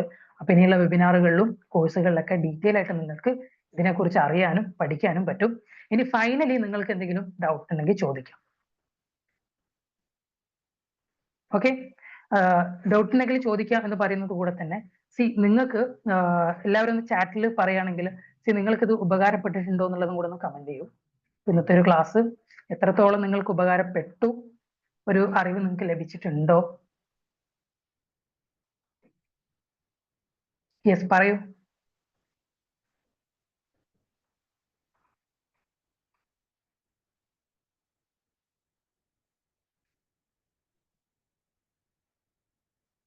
Okay, yes, informative. കുറച്ചും കൂടി ഇൻസൈറ്റ് കിട്ടിയിട്ടുണ്ട്. ഹ്യൂമൻ ഓക്കെ, ബിഹേവിയറിനെ കുറിച്ച് കുറച്ചും കൂടി ഇൻസൈറ്റ് കിട്ടിയിട്ടുണ്ട്. എന്നുവെച്ചാൽ എനിക്ക് ഭയങ്കരമായിട്ട് ഡീറ്റെയിൽ ചെയ്യാൻ പറ്റില്ല, കാരണം സമയപരിധി ഞാൻ പറഞ്ഞല്ലോ. പക്ഷെ എന്നിരുന്നാലും ഈ ട്രേഡ്സ് ഞാൻ ഈ ഒരു 1 hour എങ്ങനെയൊക്കെയോ ചുരുക്കിയിട്ട് പറഞ്ഞിട്ടുണ്ട്. അപ്പോൾ അതാണ് ഇവിടെ നമ്മൾ നടന്നിട്ടുള്ളത്. നിങ്ങൾ എന്താ ചെയ്യേണ്ടതെന്ന് വെച്ചിട്ടുണ്ടെങ്കിൽ, നമ്മളുടെ ഈ ഒരു ലോകത്ത് ജീവിക്കുന്ന സമയത്ത് ഞാൻ പറയാറുണ്ട്, ഇപ്പൊ കൗൺസിലിങ്ങിലൊക്കെ വരുന്ന ആളുകളോട്, ഈ ഒരു ലോകം, ഈ ഒരു വേൾഡ്, നമുക്കിനി എന്തൊക്കെ പറഞ്ഞാലും നമ്മൾ അടുത്ത ജന്മമുണ്ട് ഇങ്ങനെയൊക്കെ പറയുകയാണെങ്കിലും, ഇതുപോലെ ഈ ഒരു അവസ്ഥയിൽ നമുക്ക് ഒരു വട്ടേ കിട്ടുള്ളൂ. അപ്പൊ ഈ ഒരു ജീവിതം നമുക്ക് മാക്സിമം നല്ല രീതിയിൽ ജീവിക്കുക എന്നുള്ളതാണ് നമ്മുടെ മുമ്പിലുള്ള ഒരു എന്താ പറയുക, ഒരു ഓപ്ഷൻ. അപ്പൊ നമ്മൾ എന്താ പറയുക, നമുക്ക് പല നമ്മുടെ വീക്ക് കൊണ്ട്, നമ്മുടെ പ്രശ്നങ്ങൾ കൊണ്ട്, ഇതുകൊണ്ട് നമുക്ക് ഒതുങ്ങി ജീവിക്കാം. ആരും നമ്മൾ എന്ത് ചെയ്യില്ല, ഒതുങ്ങി ജീവിക്കണ്ടെന്നൊന്നും പറയില്ല. പക്ഷെ ഇതൊക്കെ നമുക്ക് തന്നെയായിരിക്കും ഇതിന്റെ നഷ്ടം ഉണ്ടാവുക. മാക്സിമം നമുക്ക് എന്താ പറയാ, നമ്മളുടെ ഒരു നമുക്ക് ഇന്നർ ആയിട്ടുള്ള നമ്മളുടെ സ്കിൽ എന്താണെന്ന് ഫൈൻഡ് ചെയ്യാനും, അതുപോലെ തന്നെ നമുക്ക് എന്തൊക്കെ പ്രൊഡക്ടിവിറ്റി ഉണ്ട് എന്നുള്ളതൊക്കെ കണ്ടെത്താനൊക്കെ പറ്റിയിട്ടുണ്ടെങ്കിൽ, നമ്മൾ ഇതുവരെ കണ്ട ഒരു ലോകമായിരിക്കില്ല നമ്മളിനി കാണുന്നുണ്ടാവുക. അല്ലെ, നമ്മൾ പറയാറില്ലേ, പൊട്ടിയ കണ്ണട വെച്ചിട്ട് ലോകത്തെ കണ്ടൊരു വ്യക്തി പുതിയ പൊട്ടാത്തൊരു നല്ല ഫ്രെയിമുള്ള ഒരു കണ്ണട വെച്ച് കാണുമ്പോൾ അവന് കിട്ടുന്ന ഒരു ക്ലാരിറ്റി ഡിഫറെന്റ് ആണ്. അവൻ അതുവരെ കണ്ടിട്ടുള്ളത് എന്താ പറയാ പൊട്ടും പ്രശ്നങ്ങളൊക്കെ ആണെന്നുണ്ടെങ്കിൽ അവൻ വളരെ ക്ലാരിറ്റിയോടുകൂടെ ലോകത്തെ കാണാൻ തുടങ്ങും. നമ്മുടെ കാഴ്ചപ്പാടുകളെ മാറ്റാൻ നമ്മൾ എന്നുള്ള ഒരു തിരിച്ചറിവ് നമ്മളെ ഒരുപാട് രീതിയിൽ സഹായിക്കും. അപ്പൊ അതിന് നിങ്ങൾക്ക് പറ്റുന്ന ഒരു ടൂളായിട്ട് നിങ്ങൾക്ക് എനിഗ്രാമിനെ ഉപയോഗപ്പെടുത്താം. സോ എല്ലാവർക്കും ഇന്നത്തെ ക്ലാസ് ഉപകാരപ്പെട്ടിട്ടുണ്ട് എന്ന് വിചാരിക്കുന്നു. ഇനിയും നമുക്ക് എന്ത് ചെയ്യാം, ഇത് സംബന്ധമായിട്ട് പേഴ്സണാലിറ്റി ബേസ് ചെയ്തിട്ടുള്ള ഒരുപാട് സെഷൻസ് നടത്താം. അപ്പൊ നിങ്ങൾ എല്ലാവരും ഇനിയുള്ള ക്ലാസ്സുകളിലും ജോയിൻ ചെയ്യുക, സപ്പോർട്ട് ചെയ്യുക. ഓക്കെ, അപ്പൊ എല്ലാവർക്കും നല്ലൊരു ദിനം ആശംസിക്കുന്നു. So good night. Thank you. Welcome. Thank you sir, നല്ല ക്ലാസ് ആയിരുന്നു, നല്ല ഇൻഫോർമേറ്റീവ് ആയിരുന്നു. Okay, okay, thank you, thank U. Thank you sir. Okay, welcome.